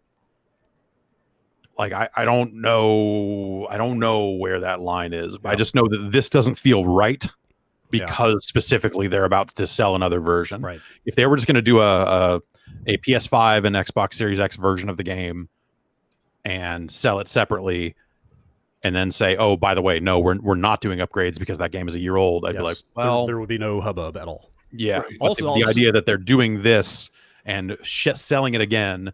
This is also going to coincide, I think, with the Steam launch of the game. Okay. It's still only on Epic. Okay. I think that's where it goes awry and goes this feels wrong. By the same token, if they had made this same announcement but also said if you own the old game, there will be a $10 upgrade path for you or a $15 upgrade, something a little more DLC sized and not like you're buying the same content again. You know what I mean? I think probably what I think would be the right thing for 505 to do, and it's, they're publishing the game, it's their game, they call the shots on this. I don't think Remedy is necessarily, this ain't always going to be Remedy. I don't know. I think probably this is what I would do. If you bought Control and you bought the DLC, then you get the upgrade. If you own both DLCs, you get the upgrade. If you just bought base game Control, you should buy the DLC, and then you'll get the upgrade. Yeah. I mean, that is very much the, let's say the CD Projekt style move, the Microsoft first party style move. Like some of these bigger entities have absolutely been doing exactly that, right? Of doesn't matter when you bought it or in what form. If you own this game, you will get the better version of it when that comes along. But Remedy is not of that size. Are we talking about games that are that old? That's true. That is Cyberpunk is not going to be that old. Sure. The first party Microsoft stuff is not necessarily. Yeah. Well, what I mean is Remedy is also not of the size of a CD Projekt. They can't necessarily invest that kind of work in. And 505 is not a right. Not a huge publisher. Right. Financially, it just may not make sense for them to do this work and then just give it away to the majority of people for free. Yeah, they may be in a bind over that, but it still sucks. Yeah. In a world where we're hearing more and more about free updates and all this other stuff, it's just I think it's just weird because they're going to resell this Game of the Year edition and attach it to that. I think attaching it to that is where the problem was. If they had attached it to, you owned the DLC, and so if you bought this Game of the Year edition, then of course you would own the DLC. Or if you bought the DLC for your other updated edition, we'll let you in also. Right. I would probably I would feel a little bit better about it. I think that's a more realistic line to draw. Yes. Though you would probably have some people that would not be happy about that, but I think that's maybe a somewhat more defensible position. But I don't know, because that DLC is out. What is that? Is that this week? It could be. Well, when is this edition coming out? That's Ultimate Edition. I just closed the tab. Is August 27th. Okay. Yes, August 27th on Steam, $40. Yeah. Oh, well, Ultimate Edition is not even out on the 27th on consoles. That's later for PS4 and Xbox. Weird. Okay. So, yeah. I mean, it does highlight how kind of confusing some of this policy making has been, right? It's just on both platforms. They're just hey, developers can do it if they want, but they don't have to, and so then you just run into these situations where expectations are set by some companies, and then And this is some of the stuff we talked about with the PS4 Pro launch, and our devs that truly incentivized to do the work to upgrade old games and all this sort of stuff. And in that situation, they were not allowed to charge for an upgrade path that would get you a Pro version or an Xbox One X version. But some of that, I feel some of that conversation happened, and it goes away because this is all just around the overlapping of the two generations and all this other stuff, and just the whole upgrade conversation goes away. Yeah, a year from now, 9 months or something, or be discussed anymore. Where we're not even thinking about PS4 and Xbox One games all that much. But right now, it's this huge confusing thing, and it's dumb. Yeah, kind of messy. Marvel's Avengers. I know. More like Marvel's Blah Avengers. Whoa, come on. Right? That's just... Take that, Tony Stark. More like Phony Stark. Uncalled for. Just rude. Speaking of rude, people have been data mining that game. Captain America. Wow. Oh. This is just... cannot believe this. People have been data mining the beta and have come upon what, obviously subject to change, but certainly looks like the list of characters that will be ultimately rolled into the game, at least in the first phase.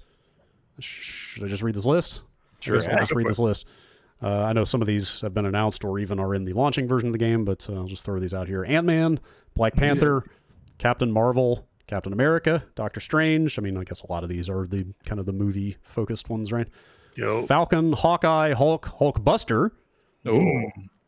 Iron Man, Kamala, Kate Bishop, Marvel. Ooh. Marvel. That's Ms. Marvel. Yeah. Okay, forgive me, not a comic book person. Mockingbird. Yeah, you're like, you're a cool guy. I get it. Quake. Maybe I should get into. Yeah. Maybe I should get it. Yeah. Scarlet Witch, She-Hulk, Thor, Yes. Vision, War Yeah. Machine, Wasp, Black Widow, and Winter Soldier. That's a lot of characters. Shulk. And they're all gonna Shulk, play Shulk. the same. That's was it confirmed that they're not going to be charging for characters, or that's not Yes. clarified? Oh, it is. Characters Really? are free because they're going so hard on Yeah, cosmetics. sure, and, sure. and It all that. just depends which phone provider you have, and Right. Yeah. Right. Get your Ouija board out and see where it points to, and like maybe you get. Nope. Sorry, no Spider-Man. Turns out no Spider-Man. I don't know. It seems like a pretty good lineup of characters for if they're going to be free. Yeah. It's a lot, at least. Yeah, I mean that game needs something. I went back. Did anyone else play any more of the beta? 5 minutes. I started. Yeah, I think I Past played weekend. another 5 minutes of it, and then it crashed, and then I was like, I'm Yeah. free. Yeah, I mean, I really, really wanted to give it like an honest second chance, like because I made it through the tutorial area last time, so I thought I could dive right in, and every other game was impossible to even find a match, and then when I was getting in, it was just so. You're just fighting so many generic robot soldiers and shit. It's like, That's what the movies are. I mean, no, because the movies have like a villain there constantly plotting and stuff, and you're cutting to that villain, and it's all about defeating that villain. There's usually like a couple. There's usually like kind of like a fake like twist or whatever where there's multiple villains and stuff. But this game is just like, Come to think of it, like who is the antagonist of this game? Do they even get that across? AIM. MODOK. Game. Who? It's What? supposedly MODOK, I Oh, guess. MODOK. Okay. Yeah. Oh, MODOK's Yeah. cool. Yeah, MODOK is cool, but I didn't see him in Right. my like Yet. 8 hours in the game. Like it just, I want, if I'm playing a superhero game, I want there to be superheroes everywhere. I'm not a huge superhero guy, so I want to see the characters I know pop up once in a while. Like, I want to see like throwaway bad guys, but it's like Marvel telling them exactly who they can and cannot use and when. It's just, Well, they're not going to put all their best stuff in the beta. I don't even need all their best stuff. I want anything. Anything like something, like Anything. some kind of tease. Well, Marvel Heroes is really good at throwing you some named Yeah. fights in some of those missions. You're like, oh, Electro's here. Yeah. That's crazy. I gotta fuck this guy up. Oh, he's already dead. Okay, great. Even Taskmaster was in the beta, right? Taskmaster's in the beta. Yeah, he is the first boss you see, and then after that, I fought Mean Hulk. Like I can name like there were two named bad guys that I saw in my 15 hours playing that game, and it's just so generic. It's so generic and bland. It's so many just like dudes with a gun or robot dude with an electric gun. It's that game is really disappointing. Like I didn't even have super high hopes for it. There's the feedback on attacks and stuff is so bad. I think going back to it, that was the thing that came into like a little bit more focus for me, was just like when you're taking damage, delivering damage, all the other stuff, like none of it feels impactful to the point where you're like, oh, I guess I've been getting hit this whole time. I was just so busy like wailing away on these guys, I didn't even notice. And like the HUD sucks. The like, just here's 3 circles that represent your 3 powers in the corner, and those meters fill up. I don't know. Is it a cooldown? Doesn't seem like it looks like a GameCube HUD. Totally, it does. Yes, it absolutely does. It's like huge in a weird GameCube-y kind of like low res way. Also, yeah, man, it's I don't know. Looking at this list of characters, and hearing how similar a lot of the heroes play, I already see them kind of falling into specific archetypes. Like Right. Hulkbuster's probably going to play like the Hulk. Ant-Man is going to Panther- play like Miss Marvel. Yeah, It's like, it feels like Lego games where you've got like, this is the character. When the characters can fly, they do this exact thing. When characters can swing, like Black Widow can, and I'm sure Spider-Man will be able to on a PlayStation. It works like this, and Hulk can grab the walls, and other characters that can do wall grabs, they move like this, and it just, you start to see that stuff kind of click into focus a little bit more, and it's just like, I don't know, man. None of that seemed fun. The characters didn't feel like truly differentiated in a way that played to their strengths. And it just felt like a bad beat 'em up and a bad Marvel experience, honestly. Like, like that's the one thing, like, as much as I don't care that much about superheroes and the movies and all that other stuff, like when those games are good, they're damn good. Because those powers can be fun to use and the characters can do like a lot of really crazy shit. But this just feels like they're like, well, the levels are the levels, and so you're gonna have to get through them this specific way, and maybe you can kind of swing here and there. Maybe you can kind of fly if you want to, but you don't really need to. And just I don't know. It didn't feel like it was true to any of the characters, or it didn't feel like it was taking true advantage of what those characters can theoretically do, I guess. Yep. Well, that game's close. What is it, like 3 weeks? Something like that? Shit, really? Yeah. Wow. 4th of September, right? Should probably look that up just to make sure. God, that's so soon. That is just I got some shit to fix. Memory off of the head. Where is this release date? Somebody fill time. I will also look for the release date. Found it. Yes, 4th of September. Yes, that is very soon. That is wow. It is very soon. I didn't have super high hopes, but like I saw the potential in like a loot based kind of beat 'em up with these characters. Like that could totally work. Yep. With the power sets, it could be fantastic. It could be great. Yeah. I mean, it goes back to what I was saying last week, where it feels like it's stuck in between a AAA game and like a single A. It has like the visual presentation of a modern Marvel movie, but then all the trappings of like a adequate brawler. I don't know. It feels like it has no identity for itself, really. I feel like the environments and the enemies and stuff like kind of look shitty. Like I'm okay with the way the playable characters look and stuff that people were clowning on it for back at E3, where they're like, that doesn't look like the guy from the movie. Like, that stuff's lost on me anyway. So $10 million to use Robert Downey Jr.'s face. Yeah, it's like these characters existed before these movies. Like, fucking give it up. But I don't know. I think the characters look okay at best, and then the environments and stuff just look really boxy and generic, muddy and bad. Yeah, it doesn't. Yeah, you think about how long they've supposedly been working on this. Because remember when it finally got announced, like that was a game I feel like for like the last 2 years before that, everyone knew like, oh, they're working on this big Avengers game. Supposedly it's going to be this big live service thing. Like, it was not a secret. So they've clearly been grinding away on this thing for a long time. And then you're like, here we go. And you're like, oh, phew, okay. And that was E3. And then now we're like, okay, ideally you've taken that feedback in and here we go. And oh, okay. No, it's still kind of that. All right. Good luck. I'm curious to how the multiplayer winds up feeling, because from what I remember from the bit I played, it was very heavy on the set pieces, and those are always awkward when you're trying to do it with multiple players.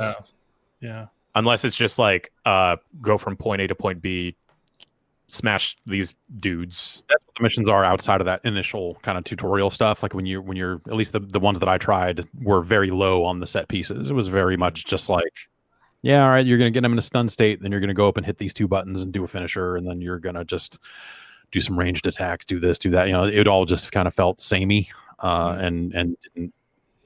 Yeah, it felt like a much more like, here's an open area, and then over here are 8 guys you need to go clobber, and so it is clobbering time. Go clobber them, and then go over here. Wrong guy. He's not there. CM Punk isn't in the game. He's not allowed to. All right, so I've been playing UFC 4, and he's in there. So I won a match with him. They even screwed up the loot. Like, it's not. The loot is bad. It's not meaningful. It doesn't show up on the characters. Yeah, it doesn't show up on the characters. That's one fun thing about Risk of Rain 2, to dip back for a second, is everything you pick up just gets awkwardly like stitched onto your character. By the end, you have like 18 things. I had a jade elephant on my ankle. Sounds all right. In a world where they want to sell you costumes, the same way Marvel Heroes did, like I get why the loot doesn't show up on the character, because they're like, no, you look like the movie. And I like that Injustice was able to get away with that when they were just like, no, we're just going to give you like a bunch of weird shit. Yeah. Like that was pretty cool. That was an effective way of displaying that stuff. Yeah. All right. Well, Avengers may be soon, but you know what's not? Halo Infinite? Yes. no. Here they delayed Halo. I meant to bring this up when we were talking about the console launches and pricing and stuff, but this just happened during the podcast. Deathloop from Arcane Leon, God, I can never keep it straight. They're the Dishonored studio, right? And Austin did Prey. Is that correct? Sounds right. I can never remember which Arcane did which Arcane games. Oh, yeah. I don't know. Because there is a split there. But anyway, the new game from Arcane in France has been pushed from, according to the Google cache, the previous release time frame was December of this year. Also remember that is a PS5 console exclusive for a time at least, if not permanently. It has been delayed to Q2 of next year. So that game looks neat. Yeah, that game looks cool. I did not realize it was a console launch window game. I thought that was a ways off. Yeah, no, that was like one of the ones that Sony kind of picked up, presumably because they didn't have a lot of games of their own, and they're just like, well, let's try and differentiate. And now they're like, yes. So that would have been like a pretty major release for people who bought PS5s this year. But they cite similar stuff to Halo of like the kind of new work from home situation that's been imposed on them has not had the best effect on getting a game done. And they need more time to polish and et cetera, et cetera. So I wonder how much more of this we're going to see. Not that there's that many games coming out this fall anyway. Trying to think what else they're even, what other major releases are there to delay at this point. But yeah. I do wonder how much more of this type of thing we will see. It's killing my hype. Yeah. Like I'm not jazzed about the current state of things for these new consoles. I should be excited, right? Right? In a normal year we would be coming out of E3 with a better sense. Like, here are the games that are coming out this year, and you go like, there's a couple of things in here I would really like to. I'm excited to see how it does, and all that stuff. And now it's like, yeah, interesting. There's this weird buzz that seems completely unsubstantiated. I probably shouldn't even say it, that Cyberpunk is going to be delayed again. I have no idea where that's coming from. I shouldn't say that because I could see it. I don't see. I have not found. I looked and I dug fairly deeply trying to figure out where this was coming from, and I couldn't find anything legitimate. I wonder if that's just people just saying because of course it is, right? And that's just the goof going around. Maybe, but yeah. That's what I would think, yes. But also if they showed up tomorrow and said, by the way, we're not going to make our date, I'd be like, yeah, of course. Yeah, it would not be the slightest bit surprising to me. But anyway, weird. Well, hey, if you can't get new games out, what if you just put out some old games? What if? Did you guys talk about this one of the weeks that I was out? Because this apparently has been rumored for a while that Need for Speed Hot Pursuit is being remastered for this fall. I don't think we it is now. There now has been an Amazon product listing that went up and then was taken down. And this was in conjunction with the one that was for Nuts, which was the Joseph Ferris game. That's their project code name or something. So okay. I think it happened around the same time as that. Okay. Did it? Anyway. Yeah, this has been rumored for a bit. And they that game, it's funny. My initial reaction was, that game's not old enough. What are you doing? And I looked and I was like, oh, I guess it's 10 years old. The game's a decade old. So that game's great. Yes, that was a really good. Yeah. They did good with the multiplayer in that game. Cool as hell in that game. I would play some more of that. Yeah, and if they did something like that, where it was, it's probably more of a reimagining or reboot or something than just a strict remake of it, because I don't think that would be as exciting. But yeah, I don't know. Anything would be more interesting than the path they've been on for this entire generation of consoles with Need for Speed. So, why not just try to lay some kind of foundation out based on that stuff? The series has gone back to Criterion. Ghost Games has been dissolved or whatever, or those people just folded into Criterion, or they moved back into DICE or whatever the deal is. I don't know. But they're not using the Ghost Games label anymore. So if they're going to say, hey, Criterion's making a Need for Speed game, this is a good one that Criterion made. So good way to reintroduce that pairing, I guess. Yeah. What are you more interested in, that or Mass Effect trilogy? Oh man, I don't know. I mean, I guess Mass Effect by default, because it would be nice to have that stuff like kept alive in a more easily accessible form, but at the same time, like, am I going to play through another 100 hours of the Mass Effect trilogy again? I don't know. If they did work to Mass Effect 1 to kind of bring the gameplay up to par. Yeah, like, I think it would take a lot of work though. Take Like, out the that's- Mako section. Like that's like serious design work to get that game feeling modern, I think. I would kind of like to dip back into that multiplayer. Yeah, the Mass Effect 3 multiplayer is pretty good. It would be nice to have. It would be a very cool thing to have. I just don't know that I would actually spend the time. would they even do the multiplayer if they couldn't sell the blind boxes? Ooh. Man, I bet not. I could totally see a remastered Mass Effect trilogy without any multiplayer. Yeah. Oh man. All right, from one old racing game to another. This is a weird one. I don't know if there's much precedent for this. So, Microsoft has basically said that Forza Horizon 3, bear in mind that Horizon 4 is kind of the quote-unquote current one. Yeah. Horizon 3 is reaching what they are referring to as end-of-life status next month, at which point they are no longer going to sell the game. Like, they are like quite literally delisting it from sale. You will be unable to buy Forza Horizon 3 as of next month, which I don't know there's a lot of precedent for. Like, saying like, oh, the seasons are done, we're not putting out any more content, the live events will no longer be supported, like stuff like that I get, but like straight up making it no longer accessible if you don't already own the game is like, feels like kind of a big step. It's got to be. You think it's a licensing thing? It's got to be licensing. It's got to be related to cars. Yeah. Because remember, there was a while there that Porsche was being like. I think for Forza 3, for Horizon 3, they sold a separate Porsche car pack. Because for the longest time, EA had the exclusive rights to the Porsche brand, and so like I think they had to cut EA in on the deal when they sold these cars. Even I'm not sure, like a sub licensing thing or something, but yeah, that's it's got to be cars. Yeah, it's got to be like some licensing deals expired, and they're just like, we're not going to redo this deal. It's not worth it to us to do it, so they're just going to take it off sale. Yeah. Also, Chad is pointing out, I had forgotten about this. I think I had heard this in the past, that they did this with the previous two Forza Horizon games. Oh, did they? Okay. Which I had totally forgotten about. So yeah. Maybe not the sign of like bigger things to come from Microsoft in that category. I wonder if it's music. I mean, yeah, I feel like it's got to be some licensing thing, whether it's music or cars or both, that they're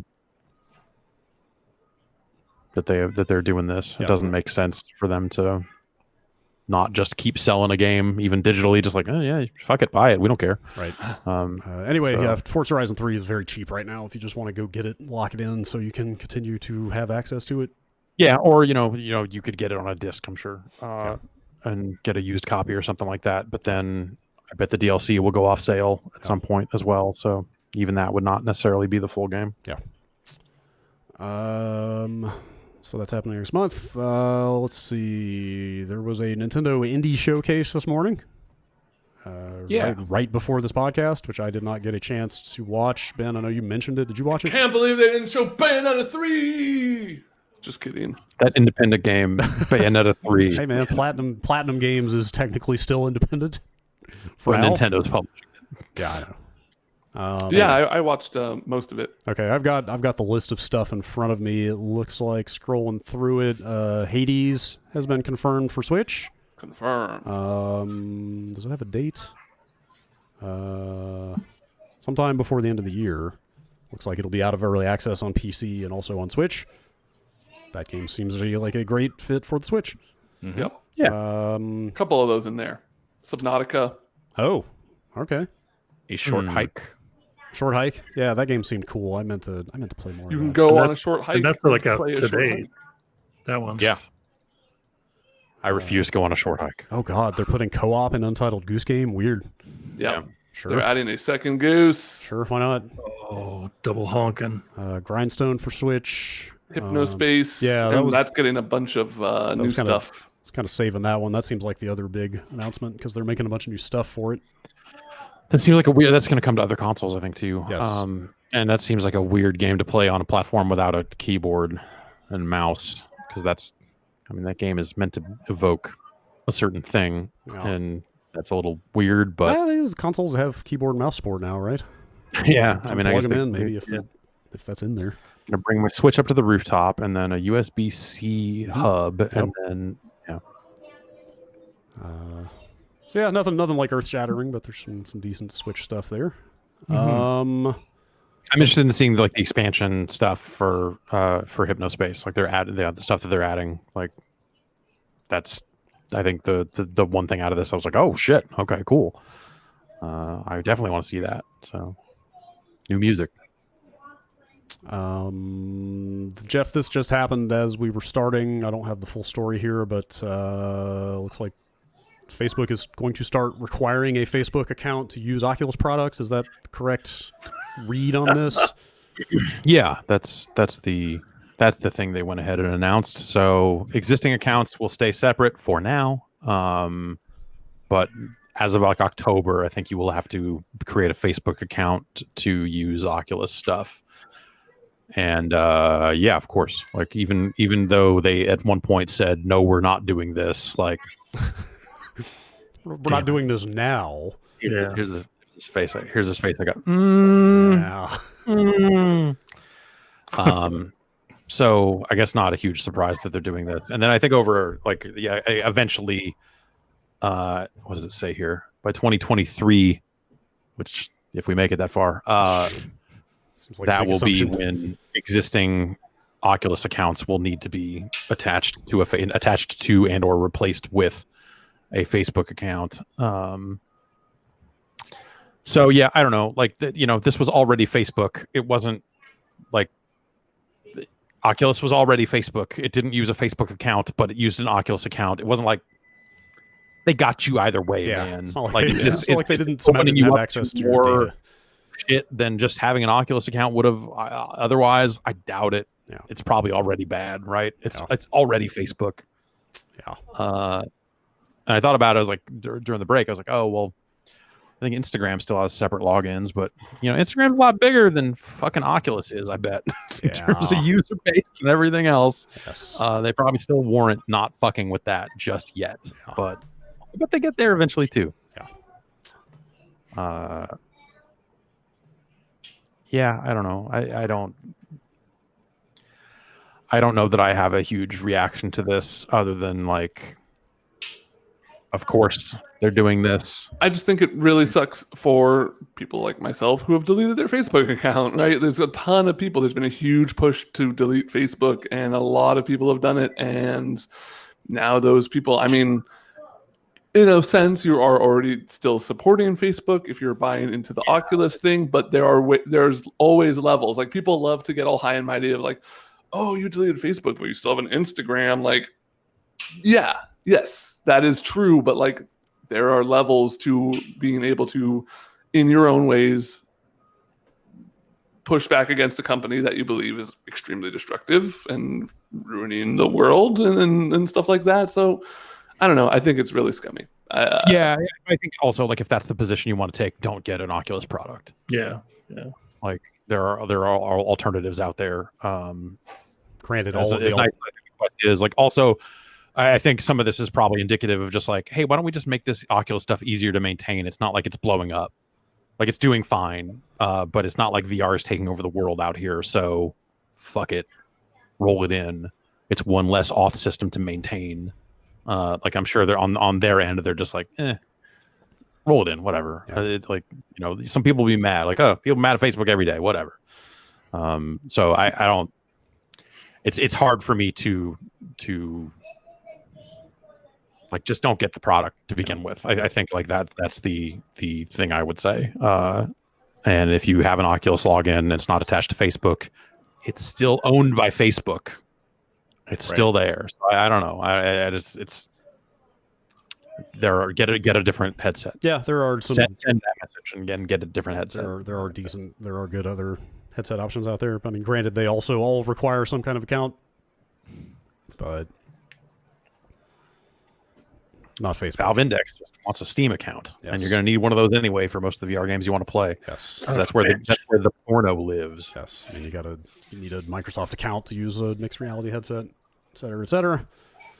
Anyway, a couple more quick things. They announced a class-based 4-player co-op mode for Ghost of Tsushima. Cool. This sounds crazy. Yeah. Ghost of Tsushima Legends is the name of it. That's not where I would have expected this game to go. No. But sure. If they're doing like co-op missions with like class-based stuff, and they're saying that they have a raid-like thing for it. Like that sounds like it could be cool. What is it? It's Samurai, Hunter, Ronin, and Assassin are the names of the 4 classes that you'll be able to play. Yeah, it's kind of a neat idea. Like they're going in a much more of like a mythological direction, which I think is cool. Like, I meant to. I was going to bring it up in the first segment. Maybe we'll talk about it more next week. Like, I've really been like hot and cold with that game. Yeah. I keep going back to it and then falling off of it again for a variety of reasons. Maybe we'll talk about it once I do that one more time. But one of the things I keep thinking as I'm playing it is like, what if this was more like The Witcher? You know, like what if this was more of a mythologically tinged, like rolling lots of some like supernatural elements of maybe Japanese folklore into this What world. if every Samurai Ghost story they told you didn't end with you killing a bandit? Right. Yes. Yes. What if all the creepy like midnight stuff that you do wasn't just bandits? But like bandits. I mean, the bigger point for me is like that world is so big and lush, and I just wish there was a little more like texture and depth to it. And I don't think that. Yeah, I'm with you. Some of the storytelling and some of the side missions I think is not bad, but anyway, it's cool that they're doing that for this add-on, and it's free. So sounds cool. Seems like a neat little bonus. Can't wait to take photos with my samurai posse. Yeah. Oh yeah, everyone's just striking a different pose. That's right. And then last thing, real quick here. I guess this may have happened a while back, but it's just come to light through like LinkedIn recently that Laszlo of Rockstar fame is no longer with Rockstar. Not Laszlo. Laszlo Jones, Yeah. long time He, like did creative. a lot of formed talk radio stuff. Yes, and- yes. He was a kind of radio DJ guy. Like, he was really like part of the sort of Hauser like creative brain trust, right? Yeah, eventually, I don't know that he started there. I want to say they just brought him in on GTA 3 externally to just as like a voice, radio stuff because he was a radio guy. Yeah. And that's when you needed that sort of stuff. And I think he just kind of became part of that thing and stayed part of that thing. Right. To the point that he was listed as one of the writers of Red Dead 2. Yeah. And stuff. Yeah. Like right there with Dan Hauser. I used to do a radio show with the guy who did the similar stuff for the early Saints Row games, or one of the early Saints Row games. Okay. Sounds like he may have actually left back in April. Like I said, this just sort of got out recently, but that's not that long after Dan Hauser was out of there. Right. Yeah. So maybe they're off to do something else, or maybe they're both just like looking at the direction the company was heading in and going, this is not for us, or you know, like I don't know. But like it does kind of like build on the idea of there being kind of a changing of the guard at Rockstar. Yeah. Creatively. Yeah. I guess it does, doesn't it? Yeah. And I wonder, like with the number of like now, this is one more person from like the writing side of things. Like, you wonder if they just all got to a point where they're like, oh, between this game making a bunch of money as an online multiplayer thing that is a little story light, and also where do you go with this franchise with with everything they've done so far? How do you write another GTA game? Maybe they're just like, fuck, I'm fucking done. I'm done solving this problem over and over again every 6 years. It doesn't get any easier to solve every time we solve it. Yeah. And then I got nothing left. Maybe, I don't know. Yeah. Also, obviously it goes without saying that a bazillion people contribute to the games at Rockstar, just like every other developer. Yeah. But these are the names that you would see trotted out there as the kind of head creatives on a lot of that stuff. So for them to kind of all be leaving one after the other, like who knows where that company's going? It's weird to simultaneously like to be in this space where GTA 5 is still like one of the biggest games on the planet, and it simultaneously feels like conceptually one of the most dated things around.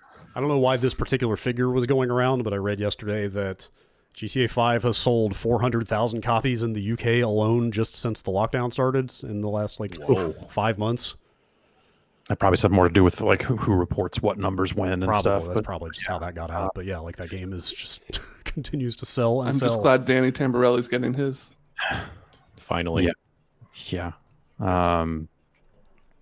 But I wonder how many, I wonder what percentage. We should look at achievements or something, because I'm curious what percentage of people playing GTA 5 have finished the first mission of the game, or gotten anywhere in the campaign at all. Or I bet. I know you probably think that number is pretty low, but I bet there's enough GTA Online players who play it for a few months straight and are like, I'm kind of bored of this. Let me go check it out. Because I remember when Fortnite was back a couple of years ago, Fortnite was like, there's tons of people playing Save the World. You wouldn't expect this number to be this high, but look, people eventually get tired of the thing, go say, I guess I'll play the main thing and have a good time with it, and then dip back into their thing. Yeah, you're probably right. The people do dip into it. I guess the interesting numbers would be who finishes the first mission and who finishes the entire campaign. Like how many people get that deep into it that they actually finish GTA 5, because it's a fucking long game. Indeed. Yeah. All right, that's all I got for news. Hope we take one more quick break. Come back and read some emails. Be back in a second. All right.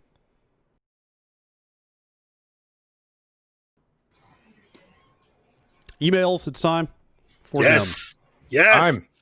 Hopefully you're not too hot for emails. Oh, I'm too hot for emails. Well, I got bad news for you, sir. Long about that, I think. Bad news for you, Jan. The first email's about you. Oh, shit. Oh, shit.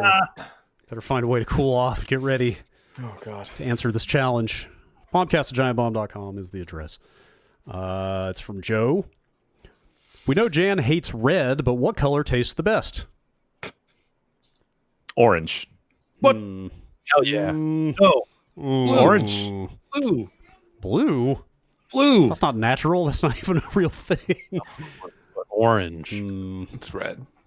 This Red? anti-red slander has gone far enough. Red is the best flavor. It's the best. Okay, all right. I would suggest a purple. It's not bad. What's normally purple, though? Grapes? All right. Eggplant? Oh, eggplant's good. But a fried chicken is kind of like a dark orange. Lean. Oh, lean is delicious.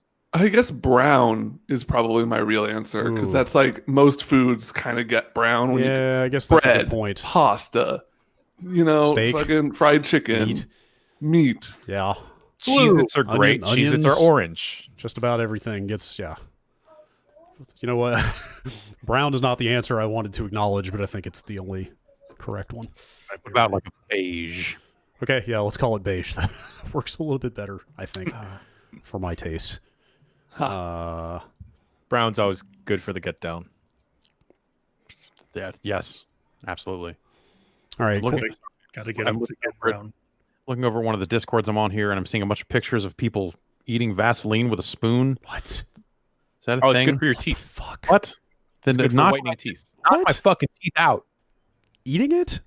Well, not eating it, just swishing it around your mouth. No way. I don't know if Vaseline swishes. Slooshing it. Smear, maybe?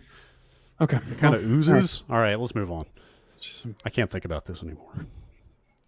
Samuel has a question. Do you think Nintendo can ever make another 2D Mario, or did making Mario Maker finally put a stop to that forever?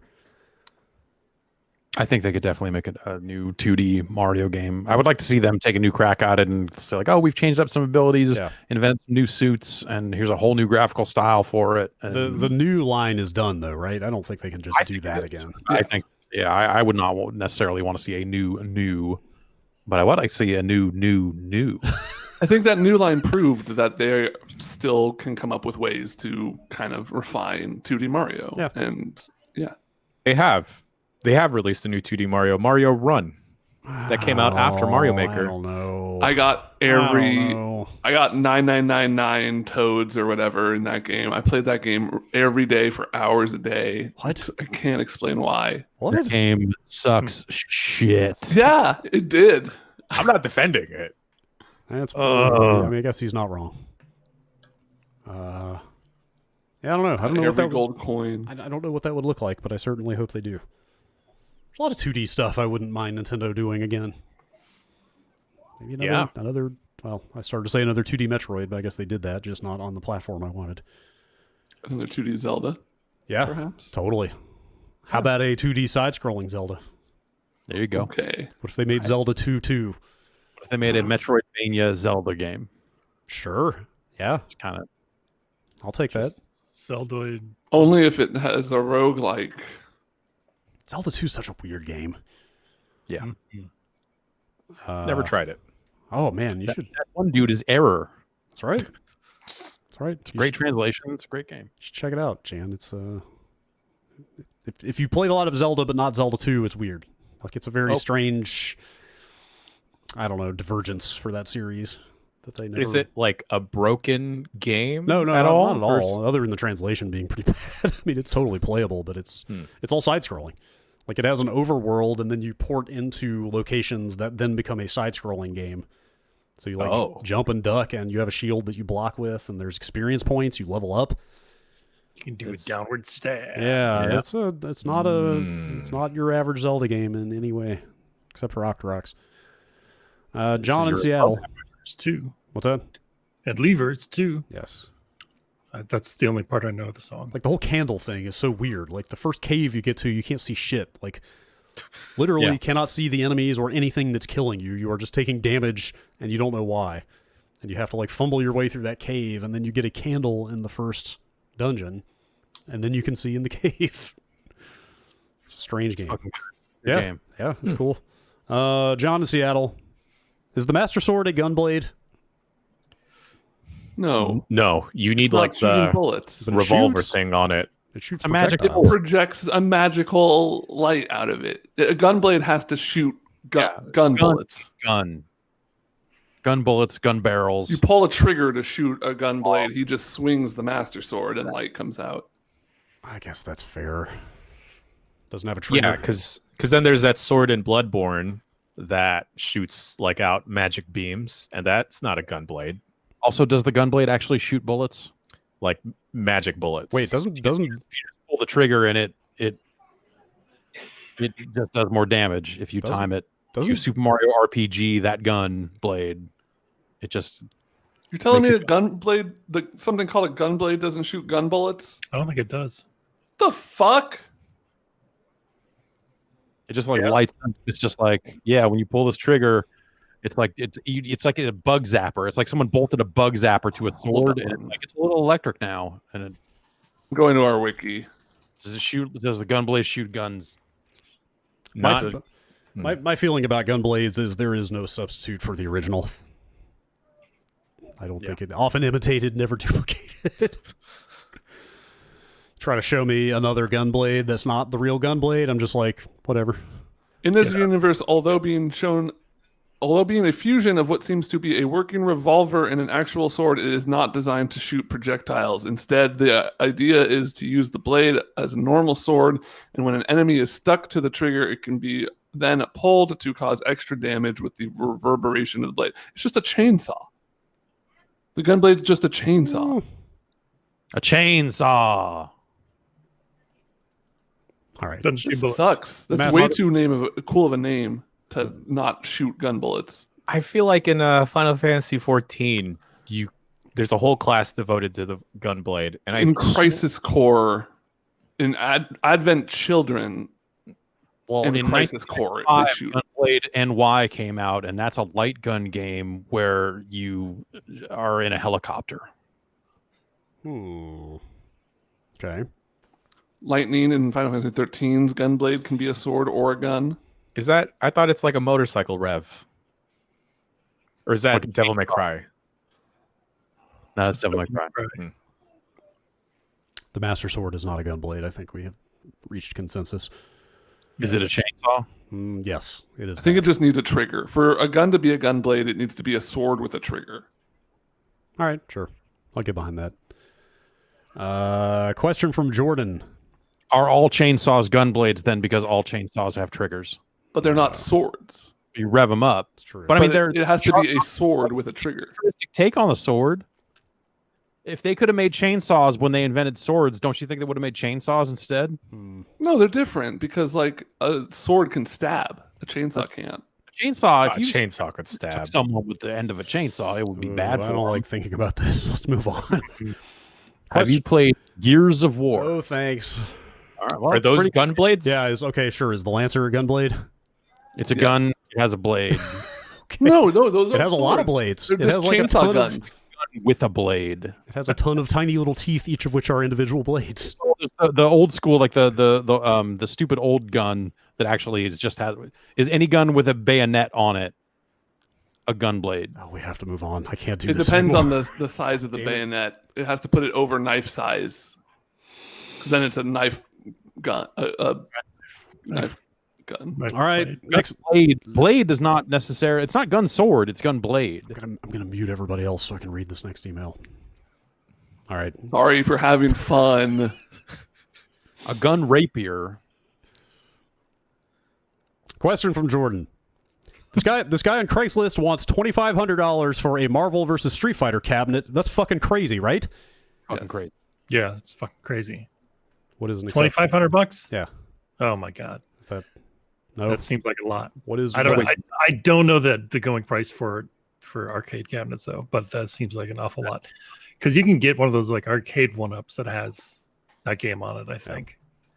I mean, even if you want the genuine article, like, what are you usually talking? Like a few hundred? I would not pay more than 500 for that.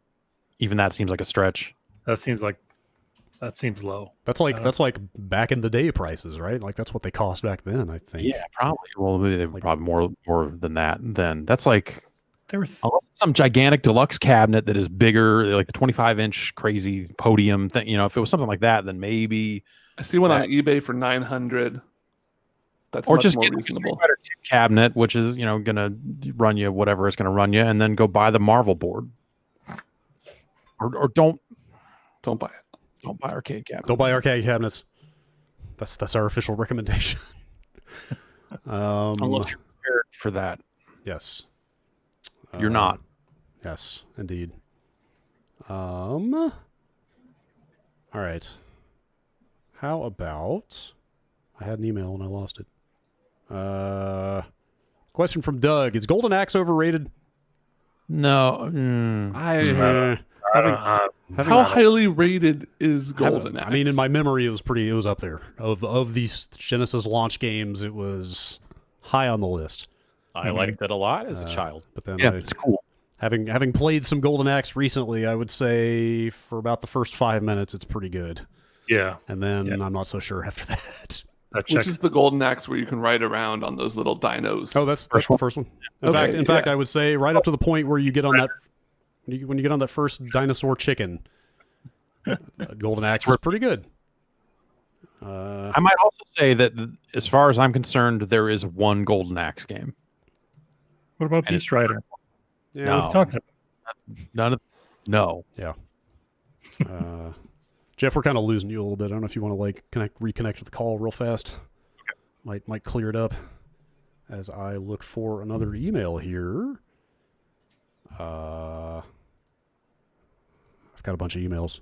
Should I read it now, or should I wait for him to come back? I bet he'll be back any second. I might as well just wait. He's back. He's back, and he looks high resolution now. Okay. Dang. No. All right. Question from Tom. How far out do you think we are from a refresh or update to the PlayStation VR, or has that ship sailed?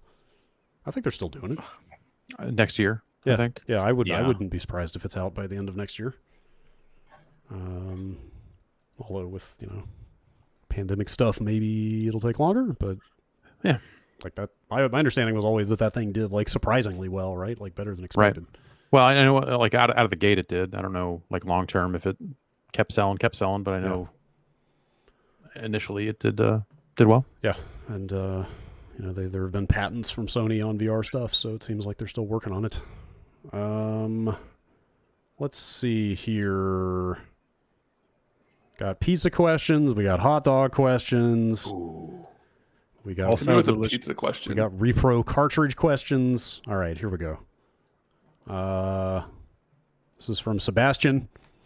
This isn't a question, really. I just felt like you should know. I bought pizza off a guy on Instagram. Yeah. Yes, I drove to his house and picked it up. Walked into my car curbside, masks and gloves on, and it was delicious, Detroit style. Here's a link. If you ever come down to San Diego, and he linked me to the Instagram page. Oh! Huh!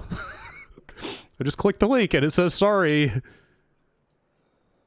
this page isn't available. Oh, no. No. The They've been page, busted. the page may have been removed. Go back to Instagram. Yeah. Yesterday it was there. Yesterday it was a robust Instagram account with 3 or 4 pictures of the pizza they were selling, and then a picture of their menu, and then a picture of the guy's ultrasound of his soon-to-be-born child. Whoa. So, That's kind of heavy. if you were looking for some bootleg, some off-the-grid pizza... Do you think the Noid got to him? Just the Big Noid, pizza guy. man, the Noid would totally work for Facebook, wouldn't he? Yes. I'm here to make good VR bad. Wow. It looked like good pizza, I will say that. But Yonoid VR. I've mentioned it before. I mean, this was like pre-social media era, but like back when we were at GameSpot, there was I assume it's still around, there was a kind of a pirate barbecue operation in Oakland that I would order from on occasion that had like no storefront, no physical presence whatsoever. The food, from my understanding, was all made in the person's backyard. Yep. And kitchen. I wonder if it's the same guy that actually it's very pops possible. up. Yeah, but like right across the street from here. For a while, for a while, they were doing their smoking in the backyard of one of our copy editors at GameSpot, but they would only advertise by just sending out a random email, just going like, "Hey, we got food this week. If you want some, send us an email."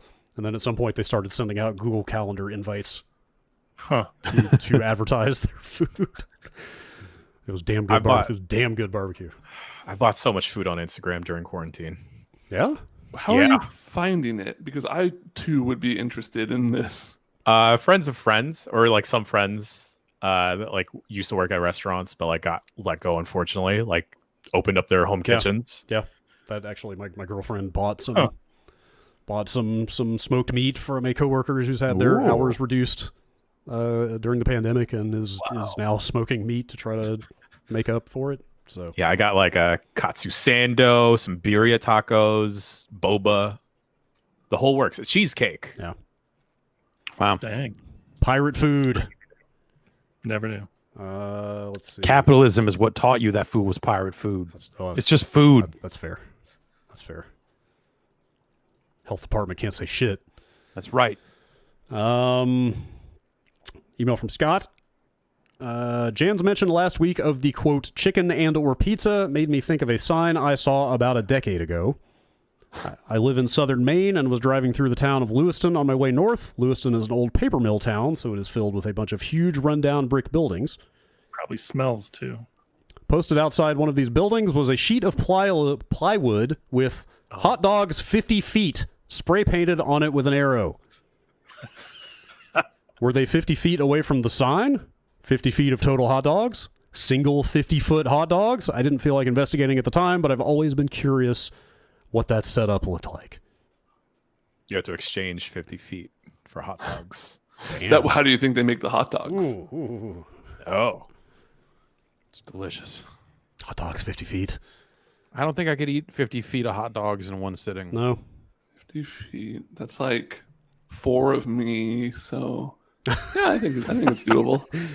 Oh boy! I think I could maybe eat 3 feet of hot dogs. A solid yard of hot dog, like bun, a yard dog, bun and fixings and everything, or just a hot dog with bun and with like as I like it. Oof. Yeah, okay. There's not a ton of fixings. That's basically just 3 foot longs. Like that's doable, probably. Yeah, that's doable. It's maybe not pleasant. It's not. It's perhaps not wise, but it is possible. Mm-hmm.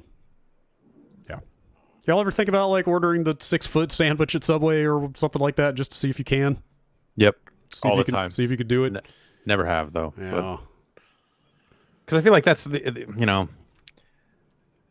think I would want to get like a meatball sub, but 6 feet of meatball sub sounds like dangerous. Yeah, I don't know. By the time you get to foot 6 or foot 4, like that meat is maybe gone somewhere that you don't Yeah. want to follow. I think I would have to go like cold cuts and a lot of vegetables to pull that off, probably.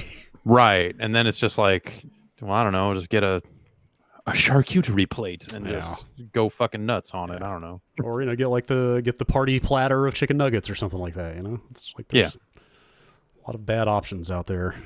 I could fuck up a glizzy though. Yeah. God, so many food emails here. Oh, Andy from Pennsylvania. I worked at Long John Silver's for many years, Ahoy. and I can tell you that they cook fish and chicken in the same oil and also the fries occasionally. Oh. I worked at several locations in western Pennsylvania, most of which are closed, but one or two are still hanging on around here.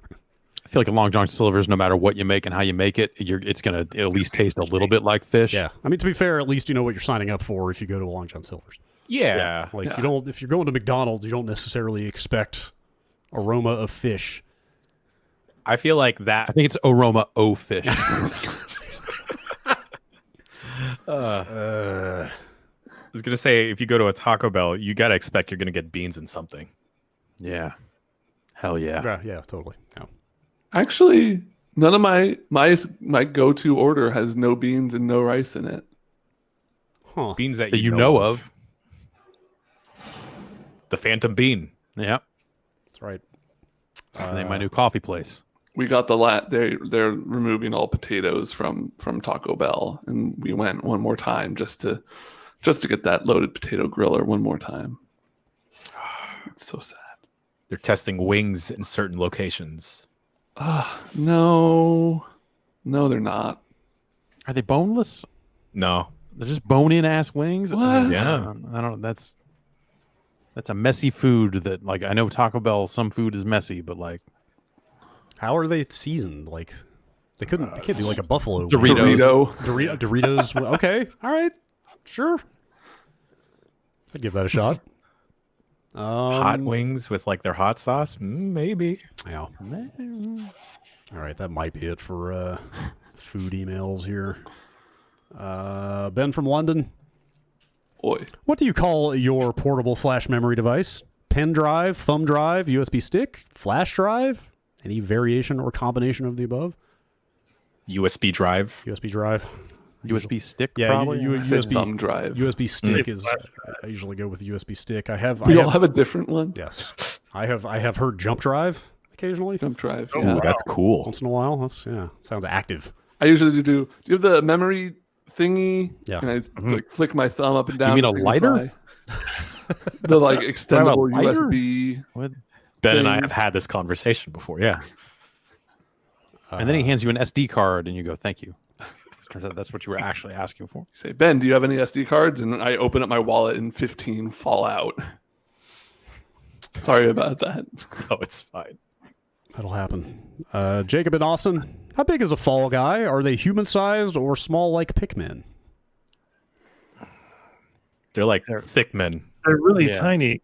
On the fruit stage, the fruit Oh, is that's really right. big. Yeah, the fruit is huge. No, you got a size no, reference right those there. are giant fruit. A fall guy is 8 feet tall. They're thick, large, muscular men. If they ever escape that dome, we as a humanity are fucked. Yeah. I don't know how I feel about that. I feel bad about it because it's happening. I feel like in my head, they're about 3 feet tall. Okay, sure.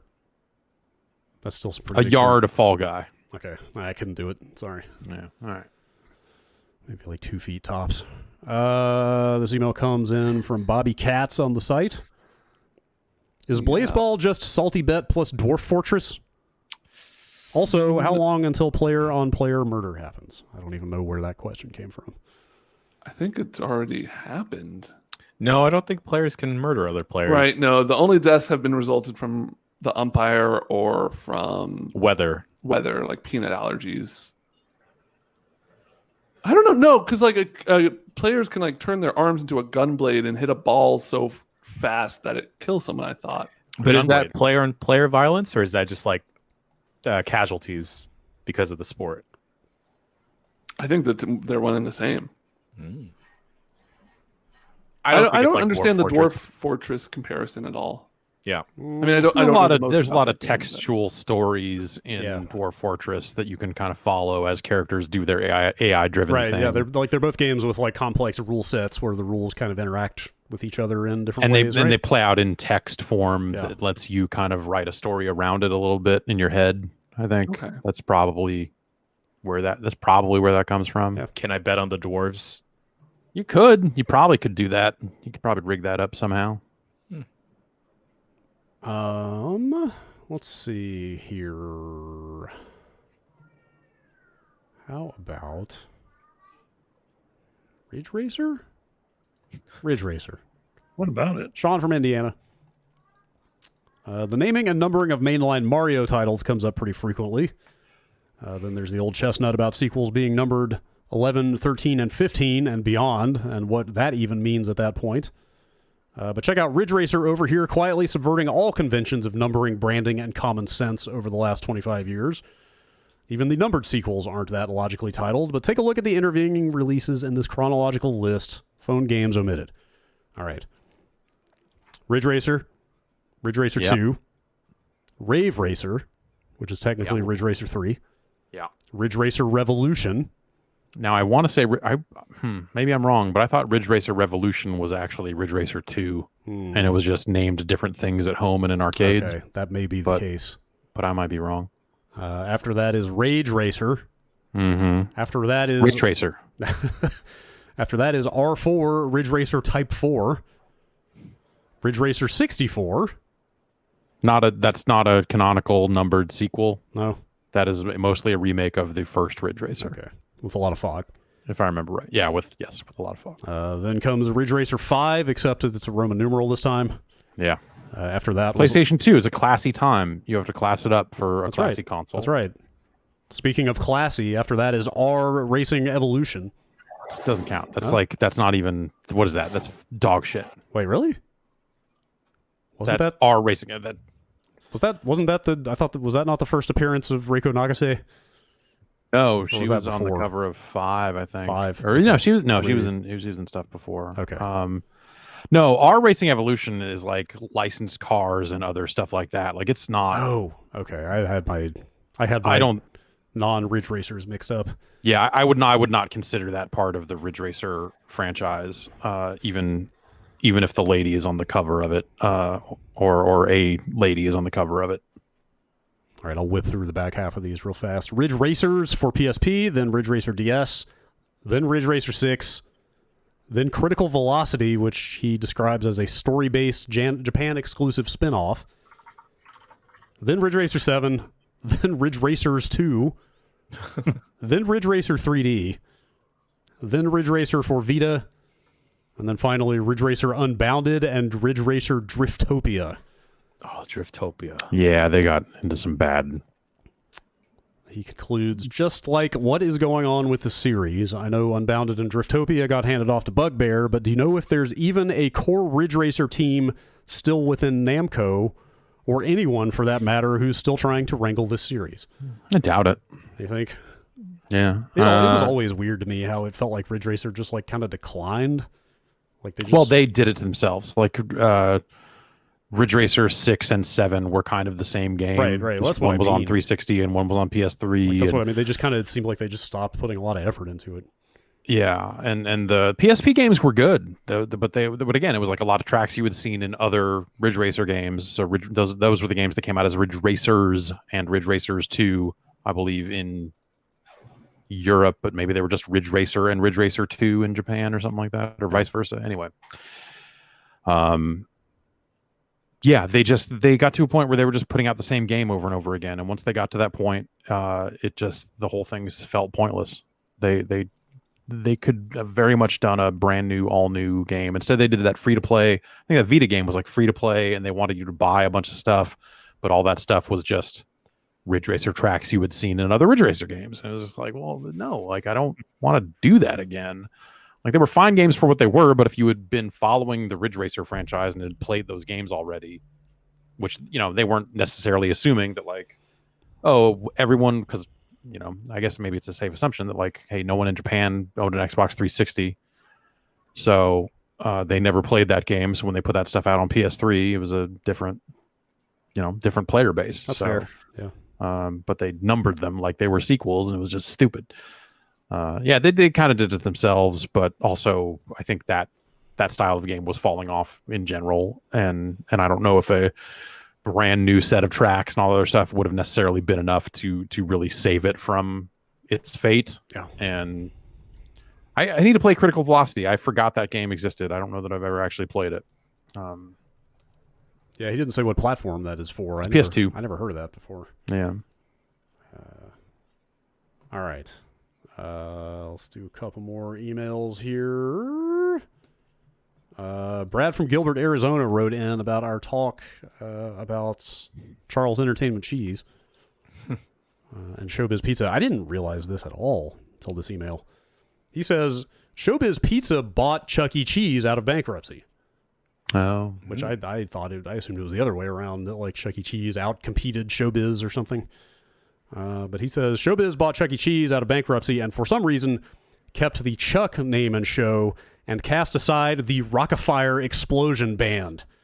Can't imagine why. Which is the the rock. I completely forgot about this. The Rock-afire Explosion is the animatronic pizza crew of my childhood. You should really go Google it at some point. That's Mine too.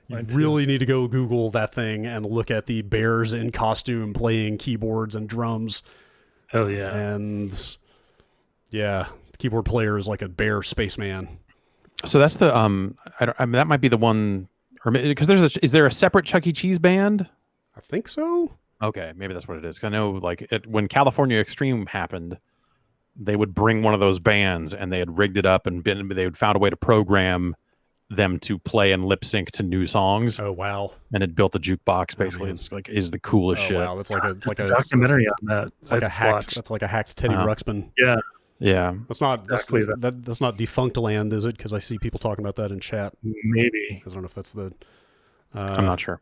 Rest of the email. There's a horrifying VHS that's been uploaded to YouTube that was sent to Showbiz locations, depicting the changeover process of ripping apart the explosion in preparation for Chuck's arrival, complete with an awful, depressing Yanni soundtrack.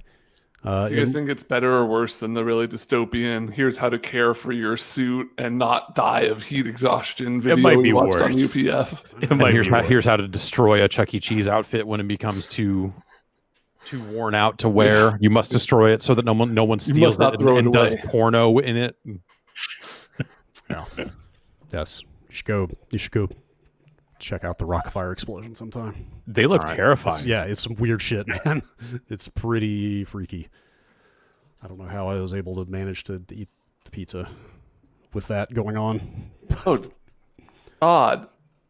These are way more Five Nights at Freddy's than the Chuck E. Cheese. Yes, band. absolutely. It is like kind of.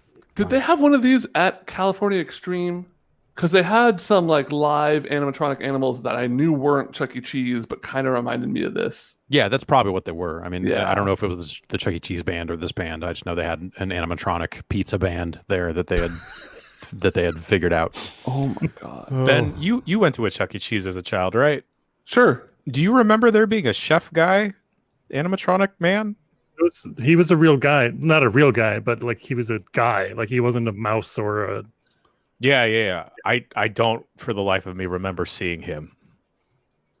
I just remember Chuck E. Cheese, the purple thing, the dog, and then the chicken. I remember I was playing, when I went to Chuck E. Cheese, I was playing Mortal Kombat, and Chuck walked up and tried to like, hey, like, dance around with me or whatever, and I told him to basically fuck off. And I finished my game and I walked back to my table, and my mom was like, you made Chuck E. Cheese sad. You need to go apologize to him. My mom did the same thing. Don't make Chuck E. Cheese sad. He's been through enough. Yeah. He's really pretty put upon as pizza animals go.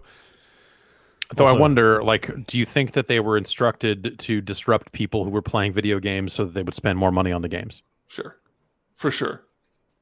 Also, I agree with chat that the Rock-afire Explosion was way creepier in person than it was in this marketing material I put on the stream.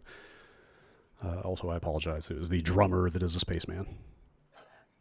Of course. Yes. All right. You think I could find like one of those on eBay? Oh, like the actual animatronic? Yeah. The robots? Maybe? Yeah. I don't know. I feel like those probably get snapped up pretty fast.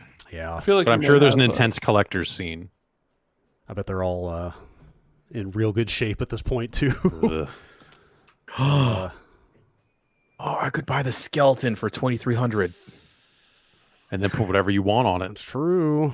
I wonder how well it actually works at this point. You get that skeleton, you get a real doll. That's right. All right, last couple quick emails here. Just cash register noises for the next hour and a half. Let's make this the last email, actually. Comes in from Dan from Danville, Indiana. Great. Yes, I thought so. He says, though I am an older Gen X person, I am mostly immune to barbs aimed at my age group. A grumpy old gamer character in your podcasts with a voice like an old gold prospector sounded like fun. But then the old guy's complaints are about Clash at Demon Head and the PS2 keyboard. That means the historical gamer is clearly younger than I am. That hurt. Anyway, I thought I would add some authentic old man attitude. I have a lingering fondness for Electronic Arts from its beginnings with Trip. For years, EA meant quality, and they were cool. I realize that version of the company is long dead, but a little respect, damn it. The glory days of the arcade were indeed awesome. There were crowds, and people would gather and root for you if you were really good. Admittedly, it's a little weird that the smell of cigarette smoke brings back those memories. But you all missed out. And then this is actually the real reason that I read this email. His last point. The Coleco Telstar Arcade is the finest looking console ever designed. Now we're supposed to get excited over Microsoft's mini fridge and Sony's abomination? Nope. And I should have had this at the ready to throw on Oh the my stream. god! But if you look What at is this? look up the Coleco Telstar Arcade, it is. I pulled up a picture of this thing. I was fucking not prepared for what I found. This looks like a Whoa. 1970s Doctor Who bad guy. It is incredible. It's like, Yeah, hang these on, guys would yell exterminate. I have got to get this fucking picture on this thing. It is a It looks triangle. like the Homer, the car, but in Right. video game console form. Yes, or it's like Pretty fucking. It's just like V'ger from the first Star Trek movie or something. Oh, I I don't know. love everything about Yeah. this. It's hold up, almost got it here. Let me throw it up here on the thing. It's a triangular gun. It is a triangular shaped console with wood paneling around the sides that has on each side a lever, a steering wheel, and a revolver sticking out of it. Gun. Just There's a sticking straight out up of this fucking console. gun sticking out of this console. Yeah, Not it's, like a it- zapper, just like a revolver. it's ready to play Lucky and Wild at the drop of a hat. Also, I didn't even notice the little knobs, the little stereo knobs bolted into the wood paneling. This is I can't disagree with this guy. This is probably the best looking console ever made. There are a lot of wild machines from around that era, whether they're just like all the dedicated Pong machines and stuff that were coming out. There's like all these just fine wood grain and all this stuff. Oh, It's sure. really fucking weird. Do they have a gun? Not all of them, but yes, some of them certainly were like light gun, like hey, it's Pong, and then also you can shoot. You can like skeet shoot, meaning a rectangle will move around the screen and you'll try to shoot it. Hot video games. That's right. They've only gotten worse. There was nowhere to go but hotter. down. There was nowhere to go but down from that thing. All right. That's it for emails. Thanks to everyone who wrote in. Bombcast@giantbomb.com. Now what? What do we do I'm going to next? stream some stuff for a Okay. little bit. I'm still not sure what. Originally, I was going to play some UFC 4, and then I played some this morning, and now I don't think I want to stream any UFC 4. Okay. All right. There is your ringing endorsement of UFC 4. Yeah, it seems like they maybe took out the ability to map your face onto the fighters, which No! at that point, what are we even doing? Yeah. So Is this the first You UFC know. game in a while? I think they're on like a couple year cycle. Okay. So I don't know that they're necessarily late with this one per se, but yeah, it's been a bit.